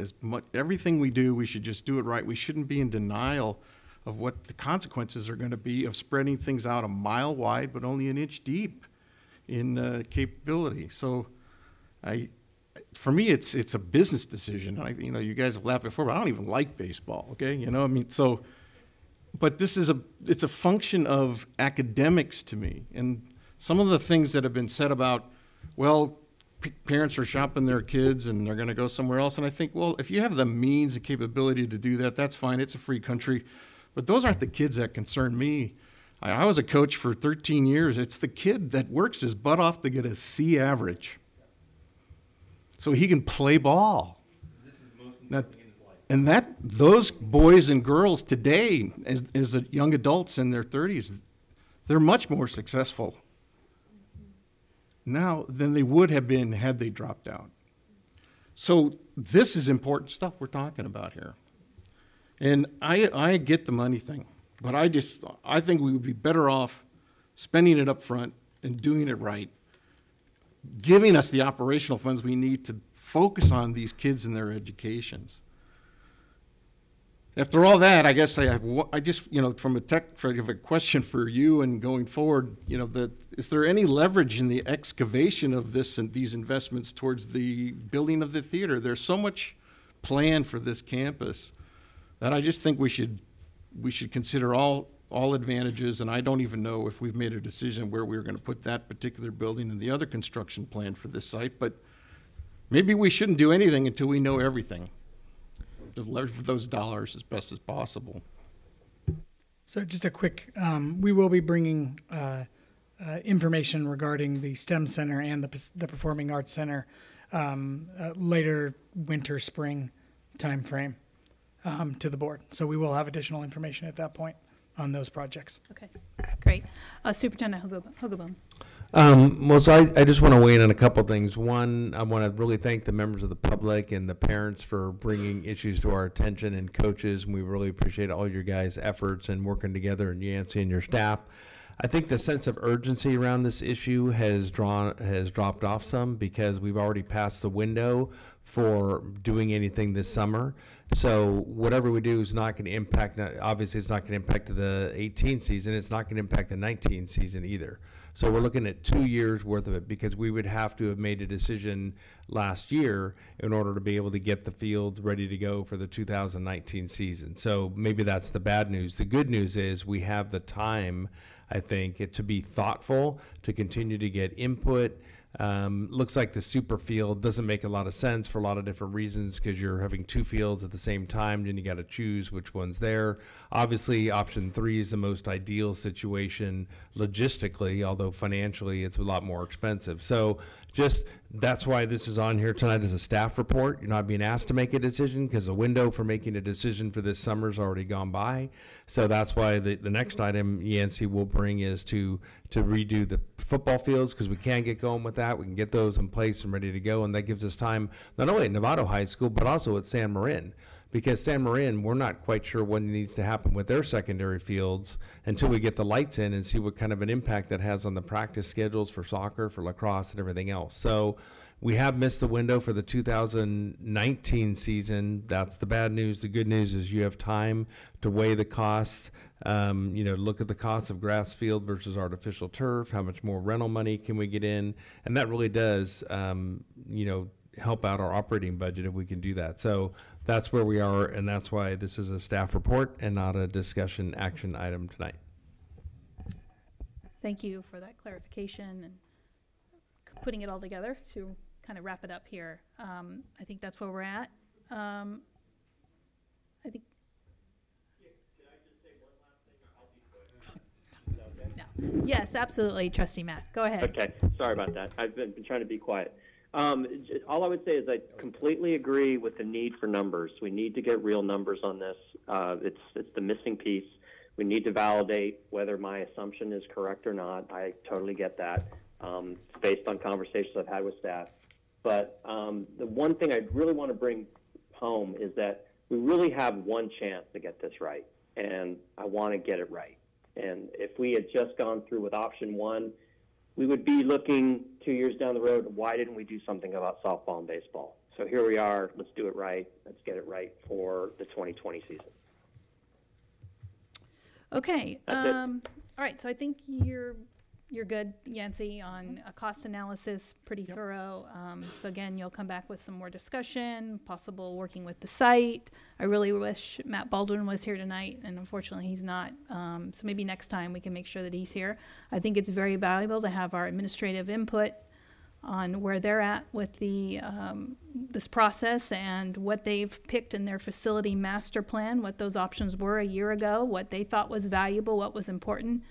And pretty much now that's going to be all on the table, I think, again. I think that might be where we're at. That was my point of view back in November, was we can't do anything because the site needs to go back and say, okay, what am I going to take the money away? Because this district is going to cut $2 million.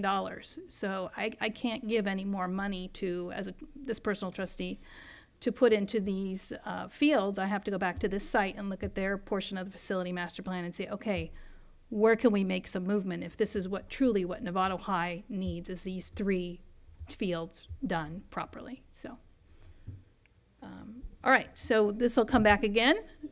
My concern is we have some information on San Marin. If not in full detail, we have at least a sketch, because we have at this point only a wild guess and not even anything in writing on San Marin. Can we get a little bit as much as you have available in that exercise? Oh, okay, yes, when you come back with some We'll bring data for both high schools okay. in that case. Okay, Yeah. and just continually updating us in the Friday update would be ideal. Absolutely. Okay. And especially with the softball field issue, we'll be, Right, as we learn more information, Right. we'll be getting out to the board and the site. Everything. All right. Thank you very much. Thank you. Yeah. Move on to discussion action, and as the board remembers, we rearranged it. This is the next item will be board approved of schematic design, project schedule, and project cost estimate for stadium field returf at San Marin High School. All right, thank you. I'm about to turn it over to Mike Woolard, our Executive Director of Facilities.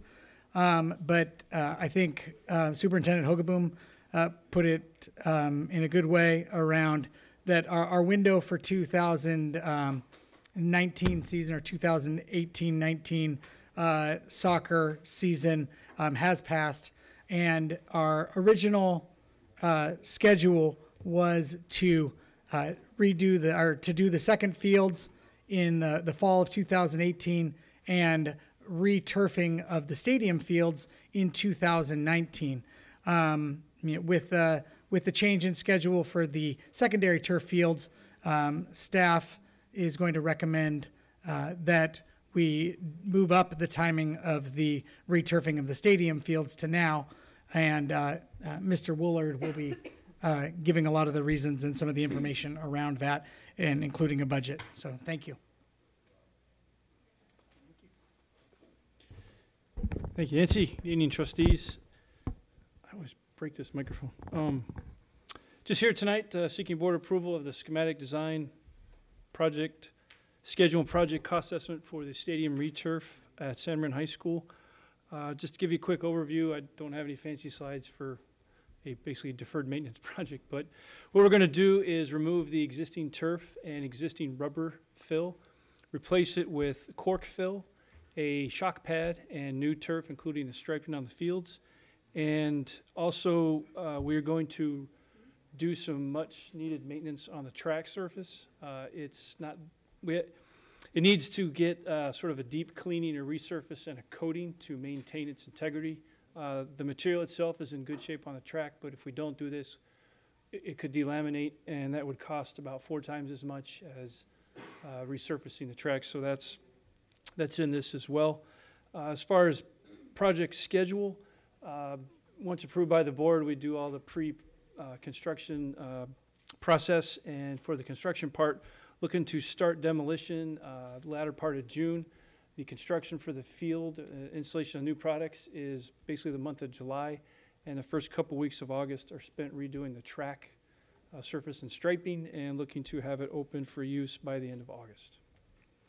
And project cost estimate, Total construction cost estimate for this project, which again is the field returf and the track maintenance resurfacing, is $1,152,063, and an overall project cost estimate, including contingency, of $1,328,070. Superintendent staff recommend board approval of this project so we can get started. As Yancy earlier said, we can do that this summer to offset the cost if we do the turf field options at both high schools the following summer. And I'm happy to answer any questions or comments along with. Can you talk about the stadium lights and how this will affect some of that? Well, we're trying to closely coordinate with, we have a couple of projects, the stadium lights, the stadium sound system, and the press box, all at the same place. We're definitely going to coordinate closely with all those. We are looking to use Carducci and Associates, the same landscape architect that is running with all those other projects. I'm sorry, not the press box, but running with the lights and the sound system project to run with this project as well. So we have that coordination in hand, and we make sure that we don't do something and have to undo it.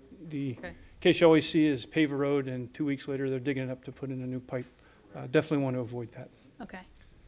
So that's all part of the... Yes, coordination, coordination. with all Perfect. that is in there. Trustee Miller and then Trustee Cooper.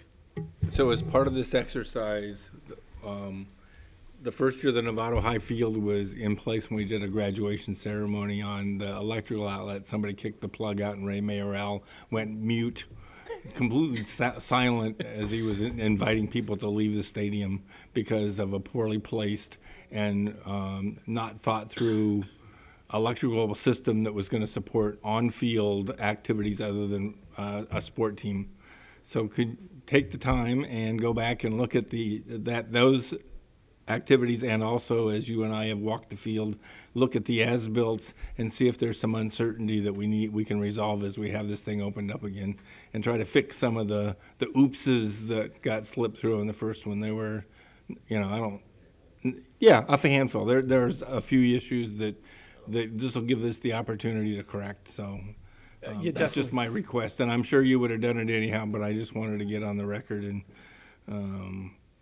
I also, this is a bigger question. We built those fields, 2 fields, that are 8 lanes each as opposed to 6, and we built them so we could do regional track and field events, because we were going to be able to be a regional facility and rent those out for events that was going to pull activities in from the whole North Coast. And as far as I know, that hasn't happened. Can we get an assessment, not a huge amount of detail, but like for the last 10 years, exactly how much revenue have you pulled in from these fields? We are hearing this evening that we're going to justify fields by revenue, and we have actual real experience now based on those 2 stadiums and our ability to lease them out. So let's get some data instead of guessing how much money we might make. Let's get it on the record and find out how much money we actually did. And I think that's probably for the CFO, not for you. Yeah, that can be part of the cost analysis, I think, but in field use. I would like real numbers now that we have it. Yeah, sure. Okay. Yeah. Trustee Cooper. My question, I have a comment and a question. My question is on the project cost spreadsheet. There's no dollar amount listed for bid advertisement, or is there some of these projects you have costs associated with that? Well, actually, this one is not. Defer to Todd. He's done about 20 of these things.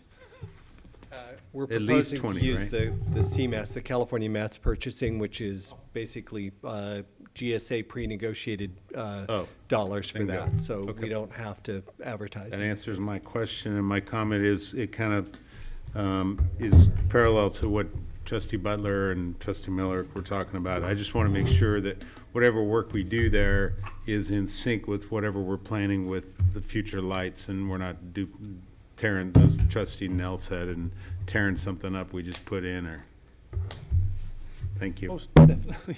Trustee Mack, do you have any questions regarding the returf of San Marin? Just a quick one. Sure. Historical, Yancy, because we already talked about it, but I just want to make sure everybody knows.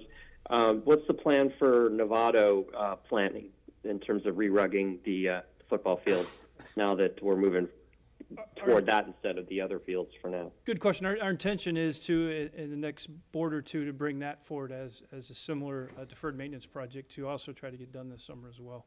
Because we want to keep the returf stadium field projects offset from the second athletic turf fields we're looking to construct at each site. Okay. And is the anticipation, the timing of that project would pretty much fall in line with the San Marin project? It's just going to be yes. a little tighter approval? Yes. Okay. Thank you. Trustee Nell? This it's an obvious question. I'm sure you guys thought of it, but actually we didn't when we went around the first time. So I want to make sure we're thinking about it this time, and that has to do with the mascot lettering in the center of the field. Oh, is that in the budget? Because it was not in. It became an ordeal. It's not in. It's not in there. And also, we have a line item for there's the an NFHS rule that says you have to have lines going through your mascot. Hold on, Trustee Mack. Auto Hold does on. not have that. Hold on. Trustee Mack is telling us about the regulations that have to do with lines going through the mascots, etc. If we're not, I just wonder if it is or it isn't. That was my question. Trustee, no, there is a line item for the logo. There is a line item. Replace the existing logo per the. So it's based on regulations. That. Okay, then that's good. That's good. And then Trustee Mack pointed out, are they not regulation now, Trustee Mack? No, it's still regulation. Technically, Novato High is in violation. We will make sure to be in regulation. That might be why it is because it was an afterthought. What about the end zones? Does they have any wording, lettering, or anything in the end zones? No. You can have it, but it can't be advertisements, and they have to be more than a yard off the lines around the end zone. But we don't currently have anything in the end zones. We don't. Right. No. Okay. And we weren't planning on putting anything. No. Yeah, just for Novato, just the N and San Marin was the SM. Okay. Yeah. Just like your shirt there. Right? So apparently, with the okay, so meet the rules and the money's there, but the line will be seen. All right. It's the last cost breakdown of the turf replacement cost breakdown of the actual construction cost. So logo. I see the logo. Yeah, it's in there. So okay. It's stitched into the carpet, obviously. Yeah. So. Trustee Butler, I'd like to move on this. Okay. Move approval of the schematic design, project schedule, and project cost estimate for the stadium field returf at San Marin High School.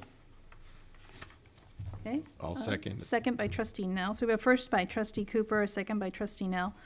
All in. Simple question. Yes. Is it staff's intention to bid the San Marin one at the same time and have issue them as a single contract to save move-in cost? So we will move together, but we're going to be using a CMAS pricing. Oh, okay. And so we will go through. So the pricing is already determined, but we will go together. Looking for pennies. Thank you. Thank you, Madam President. Okay. All in favor? Aye. And Trustee Nell or Trustee Mack is an aye. So 7-0 for that. Okay. Are we using, just a question, are we using CMAS pricing for all the other things we just talked about? Yeah, is there CMAS pricing for sinkholes? No, he's going to put his old Volkswagen in there. We don't need that. No, so the significant costs around a second turf field are a lot of the earthwork and the ADA access and all those, which we do not have CMAS pricing on. The CMAS pricing is going to be on the material, the infill, all those things that we'll move forward with. So, but yeah, absolutely. Okay, and then Yancy, one of the things that came in the little, when you were talking over there, was cost analysis of revenue generated from the fees. So maybe when you bring back the analysis of maintenance of the baseball field, somehow you can incorporate, or a separate report. Yeah, absolutely. On rental fees. Yep, and the other thing I'd like to note is that we will be bringing on the 30th a contract for a facilities use software or website, really. Okay. And that one of the big things that they have is a lot of data and information around rental fee and those kind of costs. Okay. So when will that come back? Well, the Facilitron will be on January 30th. Okay, so you can have a report along with that on what we've been making in revenue over the years of. So that'll take a little bit of time as they're putting it in, but that is one of the things that they are very strong on because so you they have help to enter in all around. the data, and then you. So could have we're importing Got it. all of our data from years and years around that, and then we also obviously hope to increase the rental usage of our fields to help pay for some of those replacements. Okay. So. All right. Thank you. All right. So let's move on. This is was 14A. It's now 14B. Board approval of schematic design, project schedule, and project cost estimate for the air condition installation at San Jose Middle School. It's me again. Good evening again. Here to present schematic design for board approval of the project design, schedule, and cost estimate for the air conditioning installation at San Jose Middle School. We have a slideshow for you. Oh, we have the slides. So real quick, just like to give you a quick overview, not to get too detailed on what we're doing to install the air conditioning, some of the highlights, the cost estimate, and of course the schedule. Basically at San Jose, the way it's constructed, the current heating source or furnace is in each classroom. So as we install the air conditioning capacity, this is what we're going to do in each classroom. We'll remove the existing furnace, install a new air handling unit, update the supply and return connections. We were able to reuse the existing ductwork. It was big enough to handle the air capacity requirements. We're going to modify, and this is important, reuse the existing Pelican wireless thermostats that were recently installed that help us do our energy management system at each site and this site as well. And then, of course, the new thing, it will be the air conditioning part will install a new heat pump outside of the classrooms near the air handling unit on a concrete pad. Just to give you an idea of what we're doing, the scope, we're replacing the classroom, or installing air conditionings in the classroom in the A, B, C, and D wing, and the M building, and the classroom in the G building, which is the gym. There's one classroom off to the side there. If you look at the red circle, that's just 2 classrooms in the A wing, blown up to the right. And basically, in the middle part of that, you see 2 squares. That's the existing furnace. We'll pull that out, put in the air handling unit. And then outside of the wall to the right of that, you see the rectangle with the 2 smaller rectangles in it. That is the concrete pad with the heat pumps installed outside. So basically that, we're in essence replacing what we have and then installing that outside to generate the cooling capacity. And the last part is a little detail of the actual condensing unit outside on the concrete pad. And we do plan on putting chain link fencing around this to protect it. And I can personally verify, since I live up the hill, I will keep a close eye on these as they are installed. And an important part that I wanted to bring to your attention, because at some sites where we do have air conditioning, you've seen what they call the condensing line or condensate line. Just goes out a hole in the wall and drips onto a sidewalk and gets green and causes moss and slippery. We're installing the condensate line underground to a dry well properly so that you won't see the condensate and it'll drain properly through the gravel filtration in the in the dry well. So that's, I just want to point that out detail for you. Cost estimates, I'm not going to bore you with all the details line by line, but in essence, the construction cost estimates for this project is $1.776 million, and the overall cost for the project is estimated at just under $2.4 million at $2.395 million. And as far as schedule, we're looking to do the summer project and be starting a lot of the work, actual construction work, mobilization to get in there around just at the end of school, I think beginning of June, and looking to hit it really hard over the summer months and hope to be complete by the middle of August before school starts. And with that, superintendent staff recommend approval of the schematic design for the air conditioning project at San Jose Middle School, and happy to entertain any questions. Trustee Miller and then Trustee Nell. So 2 questions, I think. One is, it looks like you're putting in a single air handling unit for every classroom. So a classroom can be turned up or down all by itself, unlike San Marin, which we had to turn the whole campus on or the whole campus off at once because we had one unit, which was replaced later by building units. But so that's correct, right? Yes. Each classroom can be, somebody can go in on a Saturday and they can air condition that room they're in and not the rest of the school. Correct. And second, the source of air conditioning energy is now going to be electricity instead of natural gas. Is that a correct statement? So they're not solar cells or thermal cells or reaction cells, it is electricity. So do we have enough electrical capacity on the campus to drive this much air conditioning? That's what I was looking for. Okay, and those same units are heat pumps, and so on a cold day they will pump heat into the room just like on a hot day they can pump cold into the room, so they're reverse. So that we get double duty, we don't have an air conditioner and a furnace. One more question, in terms of acoustic impact, we have problems with Novato High and other campuses where we put heater units in the class, and with the fans and the furnace running there, the teacher has to teach over the noise. What's the decibel levels of these units in the classroom? I don't have that with me tonight, but I do know we have to do some cabinet modifications, and part of the discussion we had was proper insulation to dampen the noise. Because I want to improve the teaching at the same time of improving the environment. They will be dramatically quieter than what's there now. Okay. Yeah. That's nice. Yeah, no, well, there's still air handlers in the room. So the fans to pump the air through the vents, but I'll take him at his word. He's obviously thought about this and reflected on it, and I appreciate the work that's been done. Thank you, sir. Trustee Nell and then Trustee Aguila. Then Trustee Cooper. Good job. This is great. Oh, phew. I wish that we put all the concentration and came up with more for less and acoustics and everything in consideration. It's admirable. Thank you very much. Nicely said. Trustee Aguila.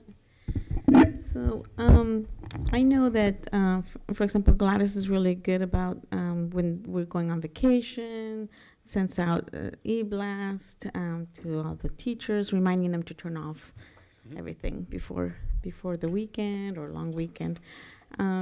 If a teacher happens to forget, do the units, can they be programmed to turn off on their own automatically?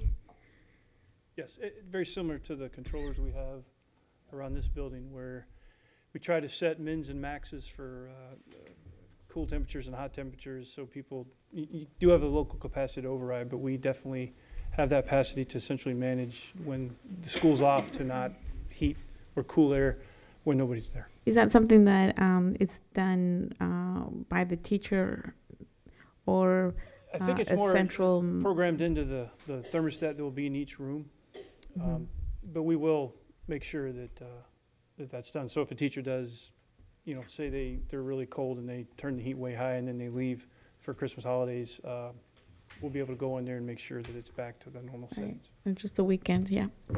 Okay, thank you. Okay, Trustee Cooper.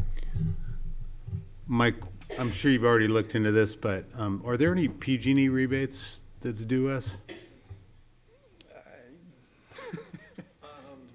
I'm not sure, but there's a possibility the energy efficiency will go way up on these units. That's what I'm got thinking. A high SEER rating on them, so might be worth looking into. yeah, it's you have a consultant, I think, that tracks that stuff, so we'll look into that and see if there's any rebates available. Three-headed answer. Yeah, we're working with somebody at the county, Dana Amarino, and you'll be also seeing some additional energy efficiency projects coming in the next couple of months around that. So, definitely, I think Trustee Scott was making sure that we did go back at that point after we had the last meeting to make sure that all of the potential stuff related to this project, we went in and made sure we got those. It's called set up. leaving no stone unturned. Absolutely. Thank you. Let me ask Trustee Mack. Trustee Mack, any comments on? All great questions. I think we're on the right track. Thank you, Mike, for great work. I appreciate the fact that we're doing the best we can, trying to make it work as best as possible. So I'm good. Thank you. Okay. Trustee Millerick. The gold standard for this kind of exercise is a lead standard, and while we maybe can't afford to implement every lead alternative that we could possibly find, and I know the College of Marin allocates a significant budget just for that purpose, that we pick the very best, most efficient things out of the list of all the alternatives and choose them for us and make our decision based on the economics we're under. I appreciate. And thank you very much. This is, thanks. Okay, back. This is a discussion action item. Okay. We have a first by Trustee Millerick. Second. A second by Trustee Aguila. All in favor? Aye. Okay. 7-0.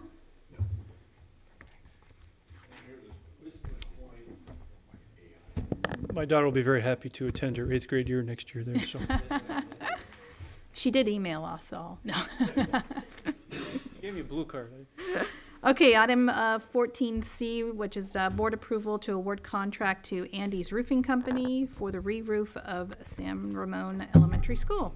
Finally here. I'll just continue with the trifecta of presentations tonight. Good evening again, board. Just here to get your approval for the contract award to Andy's Roofing Company Incorporated for the re-roof of San Ramon Elementary School in the amount of $1,889,212.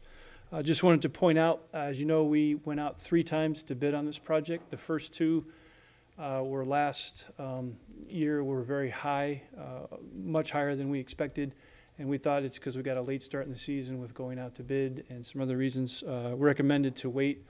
We did wait, and we did save some money, although not as much as expected, and unfortunately I think you're seeing the first impacts locally on construction materials and work from the recent fires. So although we didn't save as much as we'd hoped, we did save some, but we recommend at this point it is prudent to move forward and award this project so we can go ahead and stay on schedule and get that re-roof done this summer. Okay. Madam President, I'd like to move approval. Okay. And thank staff for their good advice in holding off. With a comment. Okay. Second by Trustee Millerick, and comment? We know underneath that roof at San Ramon, we're going to have some surprises. We don't know the extent of water damage that's occurred, and with the conduit laid on top of the TNG. So we're going to have some issues. I want to make sure, just reiterate publicly, we need to make sure we over-inspect that exercise and make sure we are fair to the contractor but get a job done that is quality work, because there's going to be uncovered damage, and there's going to be, I expect, change orders because they're going to run into things that they didn't expect. I hope not, but this is not the perfect circumstances. You know, this would have been a great job to do 10 years ago before we had water penetration, but we didn't, so because we didn't have the CapEx dollars to spend. Trustee Nell. My comment is mostly an appreciation for your diligence and trying and finally coming up with a solution. This roof problem's been here for 10 years, and I think it's a good example of going too fast, thinking a mile wide and thin when they put the thing in the first place, versus just putting in a smart roof to begin with. They've saddled us decades later. I don't even think we can hold Trustee Millerick responsible for this original roof.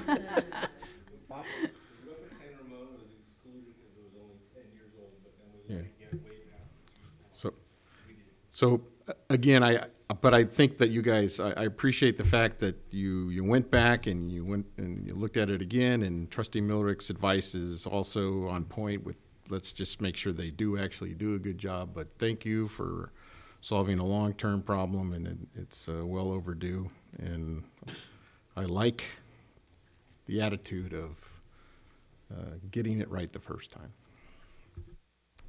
All right, thank you for those comments. So we have a first by Trustee Cooper, a second by Trustee Millerick. All in favor? Trustee Mack? Are you still with us? Okay. 7-0.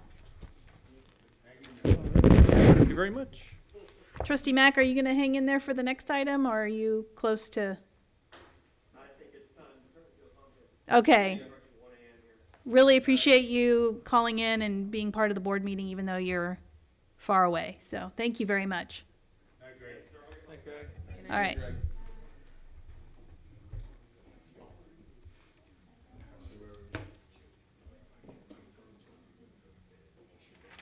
No.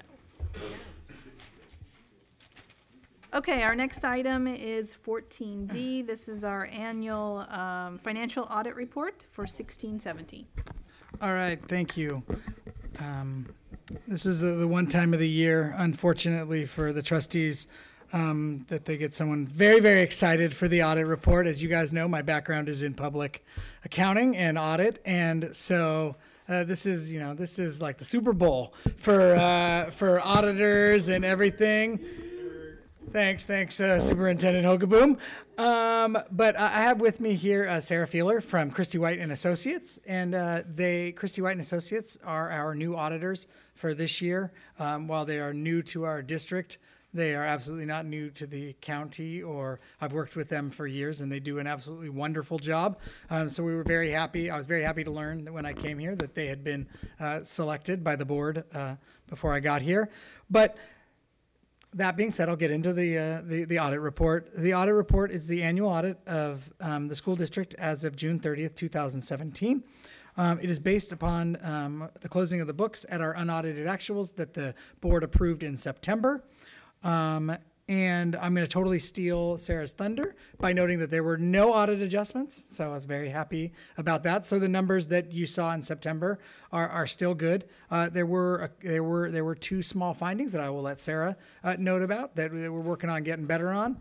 But with all that said, I'd like to introduce Sarah Feeler from Christy White and Associates. Thank you, Yancey. It's my pleasure to be here tonight to present the audit report for the year ended June 30, 2017 for Novato Unified School District. I first wanted to start by describing some of the procedures that we perform to reach our audit opinion. Our audit is conducted in two phases. One is our interim visit that occurs in spring. The next is our year-end visit that occurs in the fall. Our interim visit in the spring, we visit a sample of school sites where we test attendance records and ASB records.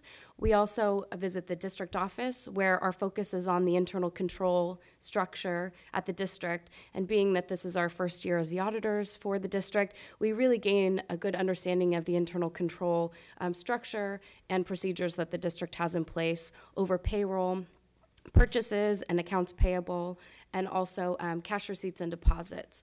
We also conduct our federal compliance audit. We begin as much as we can during our interim visit, as well as our state compliance audit procedures. After the district has issued their unaudited actuals, we visit the district again during the fall, and during this point in our audit, we do what's called our substantive testing, where we verify that the account balances at June 30th and as of June 30th, 2017 are materially accurate. So we make sure those balances are correct. And we also complete our federal compliance audit and our state compliance audit. Some procedures have to be completed when the unaudited actuals are completed. And that all of the work that we do with the district during the year results in our audit opinions that we issue. And I wanted to, if the board would like to follow along, if you have the audit report in front of you, I wanted to highlight the opinions that we issue, and you'll see this on page 84 of the audit report right towards the end.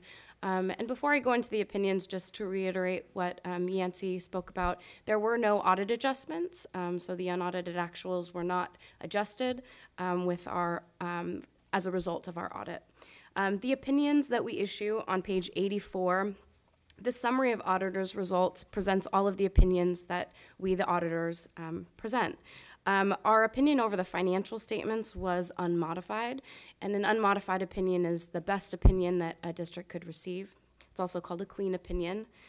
We did not note any material weaknesses. However, we did note a significant deficiency that I'll go over in the audit finding. For federal awards, we tested the special education cluster, and we again issued an unmodified opinion with no material weaknesses nor any significant deficiencies reported. For state awards, we issued an unmodified opinion and noted no material weaknesses. However, a significant deficiency was identified, and I'll go over that again in the audit findings. On page 85, this is the start of the current year audit findings. Related to financial statements, we did have one audit finding, and this is a continuation of a prior year audit finding related to associated student bodies. So at Sinaloa Middle School and San Marin High School, we found some internal control deficiencies that can be improved upon. But I do want to note that San Marin, which was noted in the prior year finding, has had significant improvements over the prior year. So that's something I'd like to note, especially for a high school that has a large amount of activity. I think that's something that the district can be really proud of this year. We do recommend that the district continue to provide training to staff and implement corrections to the internal control deficiencies that we noted, and the district is in process of correcting those findings. On page 86, this would be where we would present any federal award findings, and there were none for the year ended June 30, 2017, which is excellent. On page 87 of the audit report, there was one state award finding, and this was related to the school accountability report card. The school accountability report card presents the facility conditions for the sites. For San Ramon Elementary, we found that there was a discrepancy between the fit form for structural information. There was a discrepancy between what was presented in the SARC. And so our recommendation is that when the SARC is being prepared, that the fit forms prepared by the maintenance and operations department be used in compiling the SARC. And the district, again, will be implementing procedures to correct this finding. And we will review in our the current year audit for 17-18 if these items have been corrected. On page 87, we like to present the prior year audit findings in a different orientation so you can see that these are prior year findings. So in the prior year, there was a finding for associated student body, and as I mentioned, this recommendation has not been fully implemented, but it has been partially implemented. And you'll note for San Marin High School, they have shown great improvement over the prior year finding. And just to conclude my presentation, I just would like to thank everyone that we work with during our audit. As I described, we visit a lot of people during our audit procedures, even meet with board members, superintendent, individuals at the school site. So just like to thank the district and the board for transparency in the audit and kind of cooperation in the audit process. We know that staff members' jobs don't stop when we come. Sometimes it can be the worst week that we come to visit. And we just really appreciate the assistance in the audit process. And if the board has any questions, I'd be happy to answer. Questions? Anybody? No? Trustee Miller? Couple questions. Thank you very much. Welcome to Novato. We hopefully we have a great relationship. You help us keep us honest.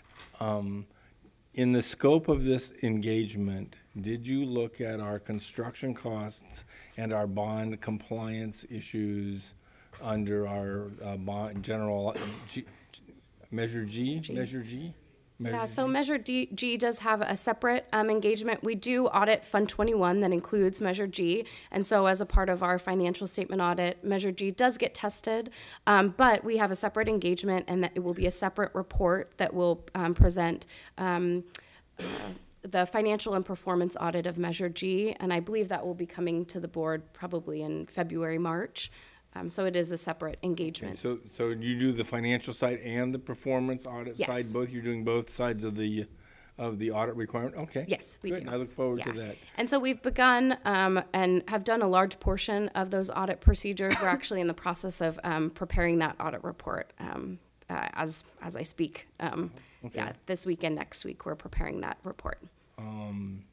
I'll have another question, but back to the president, I need to think something through. Okay. Thanks.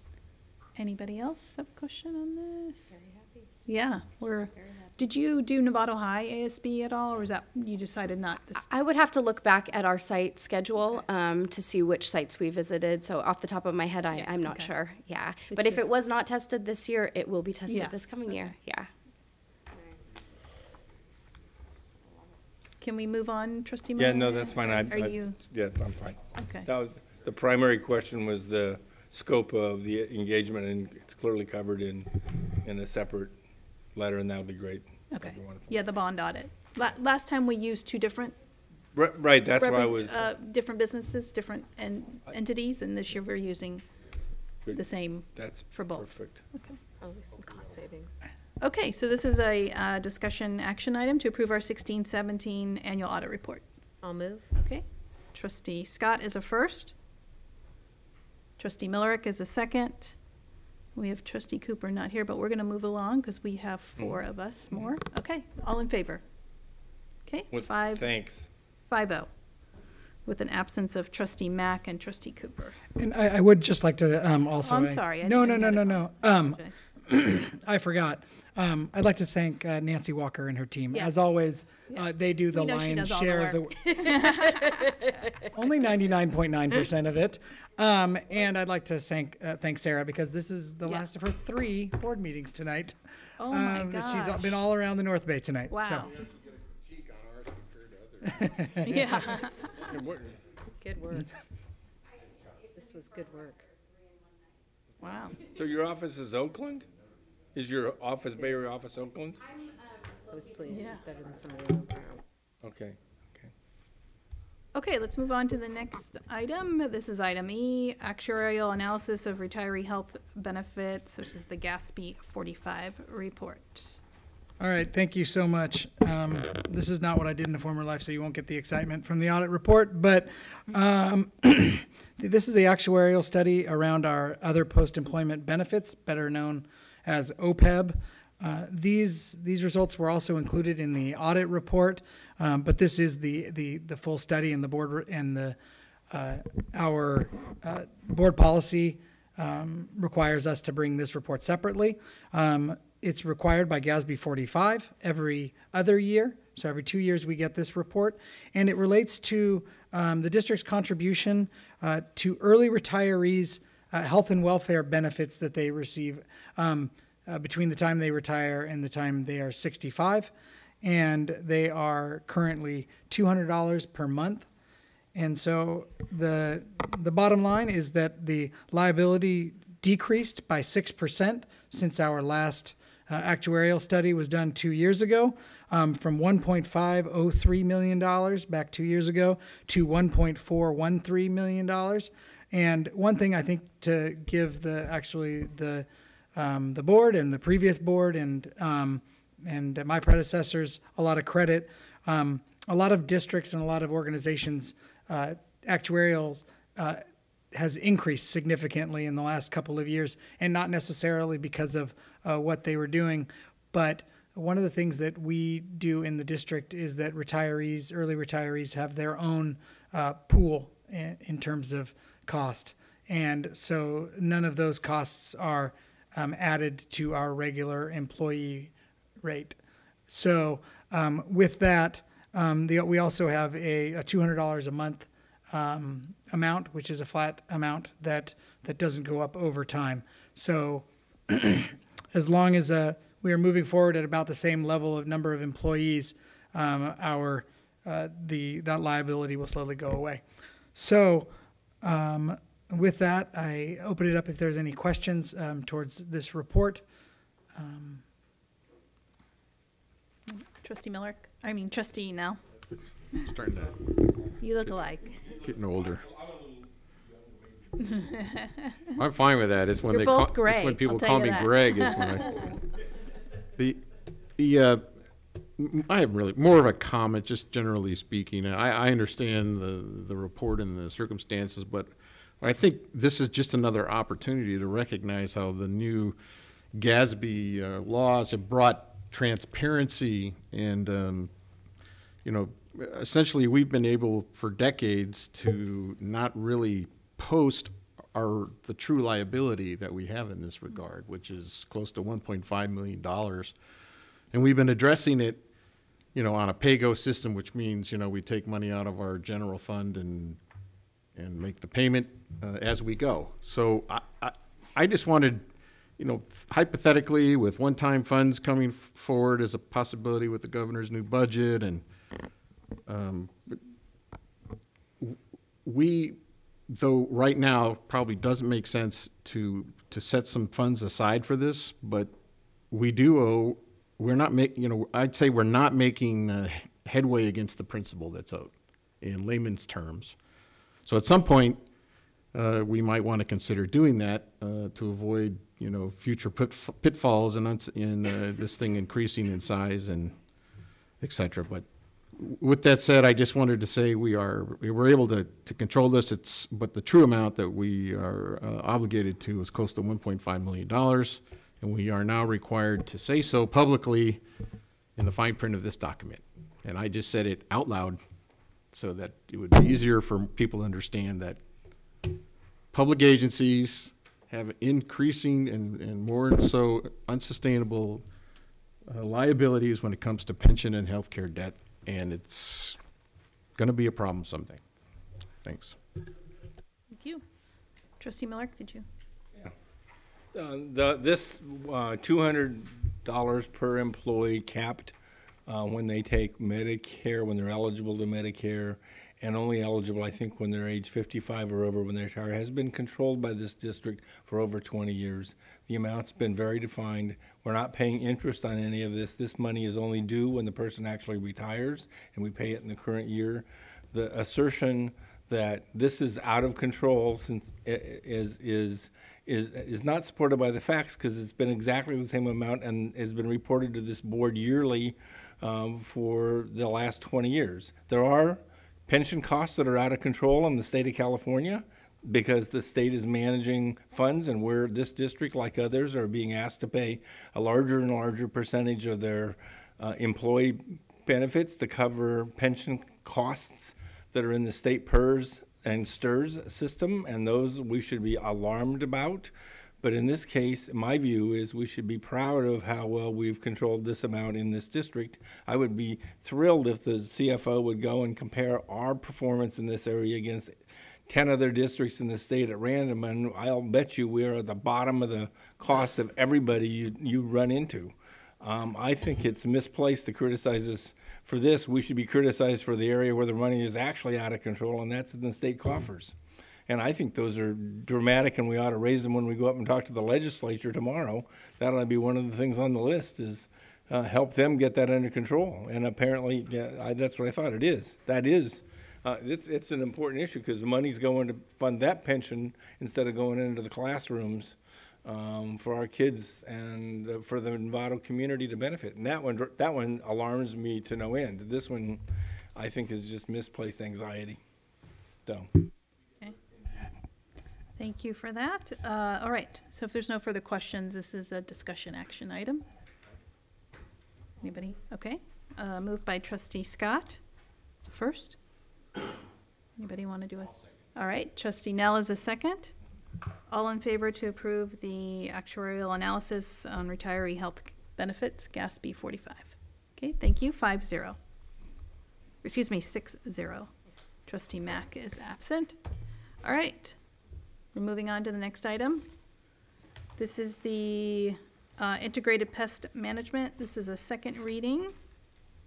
We had this before the board back on November 7th. And Trustee Aguila, you asked us to just take another peek at this, I guess. So, Yancey, would you like to? All right, yes. So this update is from CSBA in 2015. Our last update to the policy was at 2010. The largest change in the policy was that there is now training required around use of, I can't, but widely say the Clorox wipes And that's one of the large, it's considered a pesticide under this. It's called a microbial.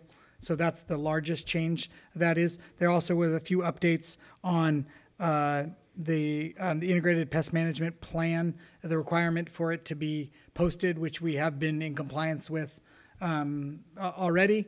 And as this board has asked over time to have been done. So with that, I'm happy to answer any questions regarding the policy. Mr. Aguila? Yeah. Thank you for bringing it back. I think it was definitely overdue, and so this is great. So this looks great. Now I have a question. Now, did you make any changes recently? The last change was 2010, right? Yeah, so the last change, the last time this board saw it was in 2010.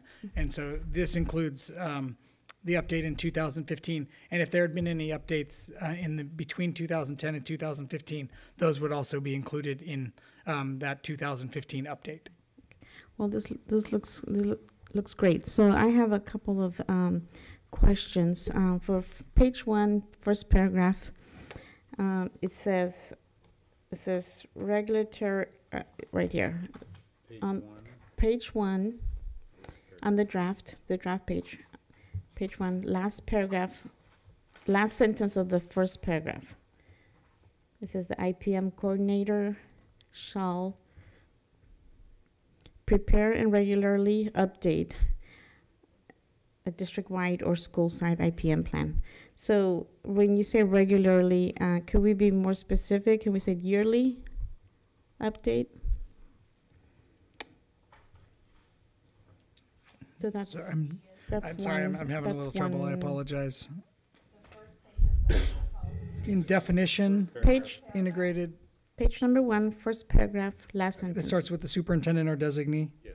Okay. Yes. Right, and it's the last sentence, the IPM. The IPM coordinator shall prepare and regularly update. She's interested in changing regularly. To annually? To annually. That's fine. Okay. Thank you. Then go, same page 1, go down to program complaints. I'm sorry, components. And that's page 2. Okay, number 4. Actually, it would be page 2.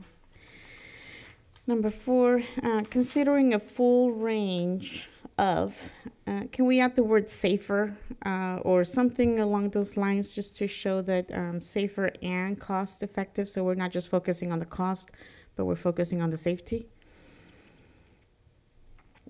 So that would be. Wait, where are you?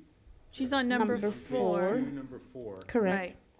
Considering a full range of safe cost-effective treatments. I think you're trying to indicate correct. the consideration of safety, not just cost. Right. Right. Do you see that, Yancy? Yeah, I see that. I don't Okay. see that as an issue. Like a safer and cost-effective treatments, or something along those lines. Safer than what? That's my concern is if. I was going to say safe. Yeah. Safe. Safe. Right. Yeah. So, and that would note that the cost, the options that we need to look at need to be safe. Sure, but I was thinking like if we happen to find something safer, we could that would explain it. It's safer. Safe, we're working on safety all the time. But safe, I'll be happy with safe. Safe and cost-effective. Yeah. Yeah. I would think. Yes. Right. And then number 5, selecting non-chemical pest management methods over chemical methods whenever such methods are effective in providing the desired control or when it is determined that chemical methods must be used, giving preference to those chemicals that pose the least hazardous effects to people and the environment.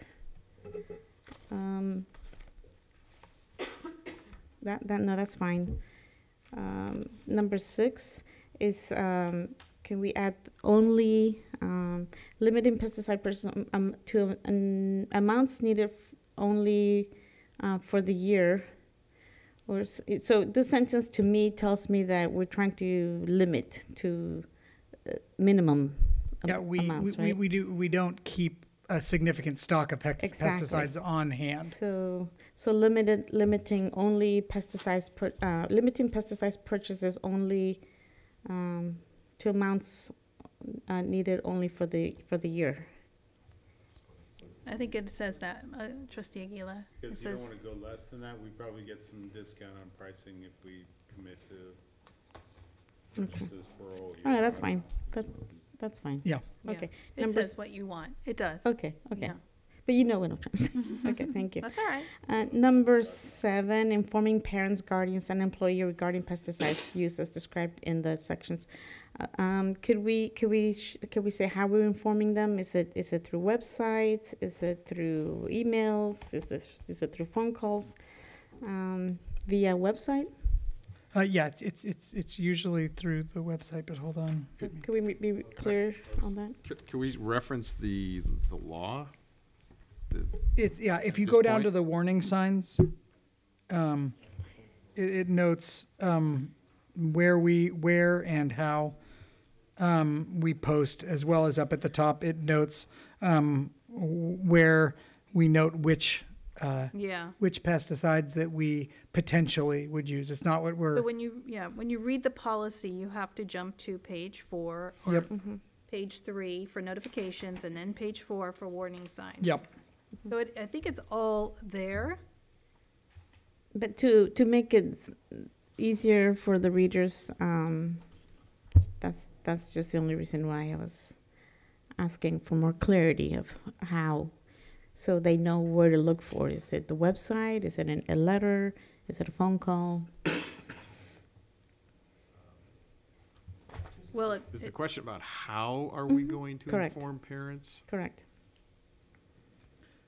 And so the how is around the notifications section that is noted. Yes, it says that later on.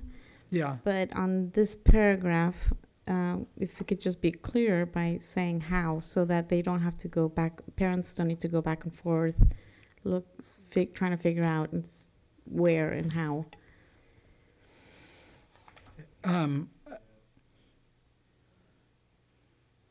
We can note annually in writing in number 7. But the parent is only. Is this asking about use, an individual use, like coming in here and spraying for something? Is that what this is talking about? Or So just in general that we might both. use some chemical? It's both.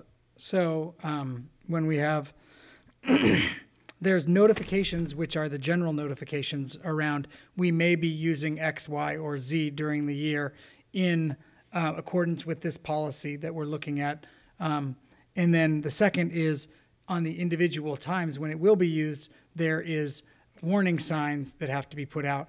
And you mostly, you will not, you'll see. It looks like on the to kind of keeping what you're explaining, on the next page, on page 3, notifications, section 5, it says an opportunity for interested persons to register to receive prior notifications of individual pesticide applications at the school site. So it sounds like there's several avenues by And which then people will get notified. Paragraph right after that, it says whenever a person registers to receive notice of individual, so a person has to register to receive an individual notice. An individual has to register to say, so we send them a notice saying we are spraying at this day, at this school, blah blah blah. They get a full on notice. Mm-hmm. On number 7, it says informing parents and guardians and employees regarding pesticide use and described in the sections, notifications and the warning signs. But I agree that it should say like something like pre-warning or announcing before the event. Because here it's not clear about where you're going to inform them afterwards, after the fact, or before the fact. Well, I think it's policy, isn't it, for staff to post with a sign? Yeah, it's if you look under warning Beforehand. sign, the warning sign section, it'll note It's beforehand, but if we can say that on number 7, informing parents beforehand regarding this. They're notified 72 hours prior. Giving you a hard time. Right, but on number 7, it doesn't say that. Well, I understand, for me personally, Trustee Aguilar, I understand but to me, we're making it a little more wordier than what it really needs to be. I think it states right there, see sections, notifications, and warning signs, and as you read through that, we have it all laid out. And that is up to the reader to be able to read that information. And then we also provide something at the beginning of the year, if I'm Yes, that is correct. not correct, in the parent notification information where parent, if they want to sign up for that, they go in and sign up for that. So I like the way it is now when I read the policy. I don't want to, because it's not like it's missing. It's there. Right, it's just more clarity. That's what I was asking for. And I don't want to duplicate wording either. Trustee Butler. Yes. Trustee, oh. So my question is, did the original document for this thing that we're reviewing, the AR, come from, is it a copy of state law? Is it a copy of a CSBA proposal? Or is it something our staff has crafted independently of those two sources? Because if we're going to sit here and start changing state law, we shouldn't be doing that, because we just make life worse because we have to comply with state law, like it or not. And if it's a CSBA standard, then I'd like to go through and do some analysis of it relative to law before we start crafting changes. And then we should go ahead if we don't like what's there. But I would like to make sure we do our due diligence against the foundation for this. So that's, I'm prepared to have this conversation, but I want to make sure we do it with all the information available. Right. So it is a CSBA policy, but there are several ed codes around this, and so it is fairly prescriptive in what we must do around both the notification on annual basis and individual basis if they sign up for it, and the warning sign. So I do have a little trepidation changing CSBA's language around that. I absolutely understand what Trustee So if we make Aguila's changes tonight, I'd like to only adopt it as a set reading and then move it forward, so you have a chance to refer back to the document, and we don't adopt it at final. And then I'm happy to have this conversation. Move to a third reading. Yeah, then I'm happy to have this conversation. Okay, so Yeah, there's more stuff, but. Let me go to Trustee Scott, and then I'll come back to you. With these changes. Yancy? I have a question around the IPM coordinator. I'm not sure who this is, and I'm also curious about the DPR approved training course. Is this an annual course? How often are employees taking it, and who's checking to make sure that they have taken the course and that they're following up on all of that? That's a great questions. Mark Silva is our IPM coordinator. Okay. And the training is an annual training around that. And so anyone who uses any pesticides or microbials within the district is required to take that annually. So that's mostly our maintenance staff. But that is through Keenan, which is our provider, roughly our insurance provider. And they track and are watching that. It's a wonderful part about using their online trainings where they're able to track and tell us who is, maybe coming up on a deadline. Okay, thank you. I appreciate that. Okay, Trustee Aguila. Yeah, and I believe that training all board members need to take as well, right? Is that the one that we got in the email and we? But we all got it and it says required, so I'm not sure if that's. I don't think it was this. No, it wasn't pesticide. Not sure if that's the same one. But anyway, okay. There's a lot of those trainings though that come up on there. Okay. Did you have any? Yeah, I have more, but since we're gonna come back to it, that's fine. Well, I think you got to get it in now because the third reading is the final reading. And right. So, and then to the number 6, that's still for number 6, where it's. 6 on page 3. Oh, which page? Okay, so it says number 7, informing parents, guardians, and employees regarding pesticides used and described in the section. So we talked about that, but if you go down to number 7, right below it, informing. Let's see, let's see, That's what we ensuring just that the worked. person supplying pesticides follow labels. Yes, and so, you know, basically, let's see, oh, jeez. Okay, now the date, beginning July 1st, that would change, right? Beginning July 1st, 2016, is that? No, that is when the new training was required annually. And so it notes beginning in 2016, the IPM coordinator, we could just say, we could actually take beginning July 1, 2016 out and just saying the IPM coordinator and any employee who intends. Okay. Page 3, under notifications, last sentence, the notification shall include at least, is it at least but not limited to? It doesn't say but not limited to, but we are. Page 3 at the top, Page or under 3. notifications, the last sentence in that first paragraph says the notification shall include at least the following. So all of those 6 things. So Okay, so we don't want to. I don't know about that one, Marin. We don't want to change that, but I'm just wondering if we were to add that, do we have that flexibility to add? What did you want to add again? Nothing, but just I wanted that flexibility, you know, so it wouldn't be in stone.